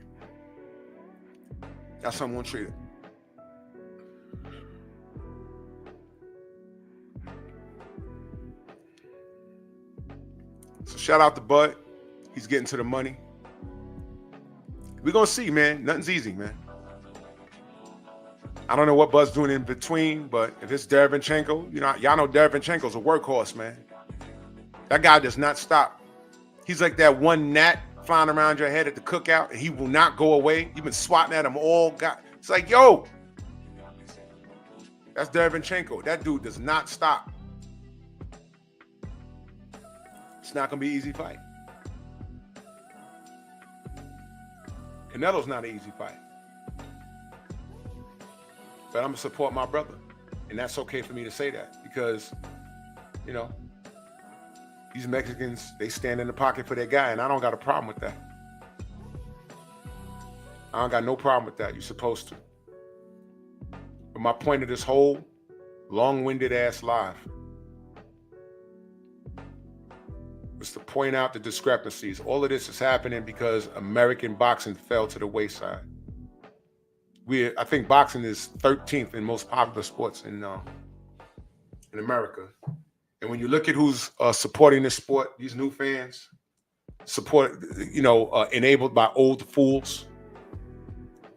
These new fans, painted fingernails. And like I told you earlier, they grew up on a steady diet of Prozac to help them with their ADD, raised by single moms and things of that nature. And if it's not a single mom, it's a grown-ass man that's actually a grown adolescent that has a man crush on another athlete or whatever. So you're not teaching them anything but how to be like you, and that's a sad state of affairs. But all of this going on, what proves me right is how boxing is failing. And that's why I say, get the hell out my way. Let me talk about my sport and try and keep it pure. Don't get on here and try and troll. And in the same breath, you say that you learned from guys like me and BFTB. That means when I talk, you really need to shut your mouth and listen. And there's things I don't play with. There's things I don't tolerate. Because while this is happening, the brother Bud Crawford is looking to make history. Devin Haney made history. Instead of celebrating what he did and not understanding or recognizing, because ignorance is a choice, not recognizing that everyone around him, from sanctioning bodies to racist fans trying to put the kibosh on him, he still persevered and he went to the history books. Youngest undisputed the undisputed lightweight champion in the 4-belt era. And what thanks did he get, doing that, going overseas to do that. What thanks did he get from the black community here?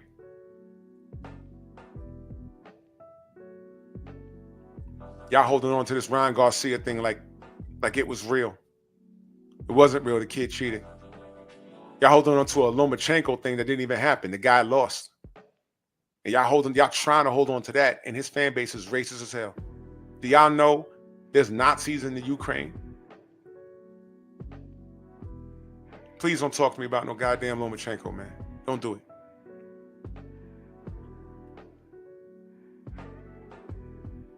And while we got all this dysfunction in the black community, that other ethnicities point out amongst each other. They point out that, yo, y'all don't even get along. While we got that going on, Jake Paul, who's not even a real boxer to y'all eyes, is the face of boxing. Canelo, goddamn worth $1 billion. He's negotiated with Turkey Al-Sheikh. He's going to get Bud, but he's going to get 3 other fights, and I bet you it's going to be whatever he wants. I hope it's Benavidez. We can only hope. But he's laughing all the way to the bank. And when we look at the face of American boxing as Jake Paul, everyone says, well, what about Tank? Well, what about him? We should have got Roach and Tank on December 14th. Their business ain't in order to the point where they couldn't secure the Toyota Center in Houston. And when I asked what the hell's that about, what's going on with the PBC, I was accused of hating on Al Heyman and hating on Tank. Got it. Go ahead and point the finger at me. I didn't do this. I don't work for the PBC. I don't even work for DHP. This is boxing as I see it. If you don't like it, you have options. On that note, I'm going to get my Saturday started. Thank you guys for rocking with your boy. Go subscribe to my Patreon. It's scrolling at the bottom. Patreon.com/Drew Titan LLC. I'm uploading a video this afternoon. I got a story to share. Check that out for some. I got a lot of content coming on my Patreon. Go subscribe to the Pay from Excellence podcast. It's not a boxing channel, although I'm dual streaming. I do that for a reason. But it's adult conversations of real life situations discussed with class. But you want it raw and uncut? Go subscribe to my Patreon. Happy born day to my brother Kondo Sami Asam, man. My brother, man. Salute to you. Salute to everybody in the Venmo, the Zelda, Cash App, the Super Chat. You know what I mean? Y'all stay blessed. Y'all stay on point. Y'all stay focused. When you're having a conversation with somebody, please make sure that you stay on the topic. I was long-winded on the Tank situation, but I got back on topic, and this still stands. Like and share the video. It's LDBC or nothing. And I love y'all, man. Bronx on deck. Move! Why are you gay? Who says I'm gay? You are gay.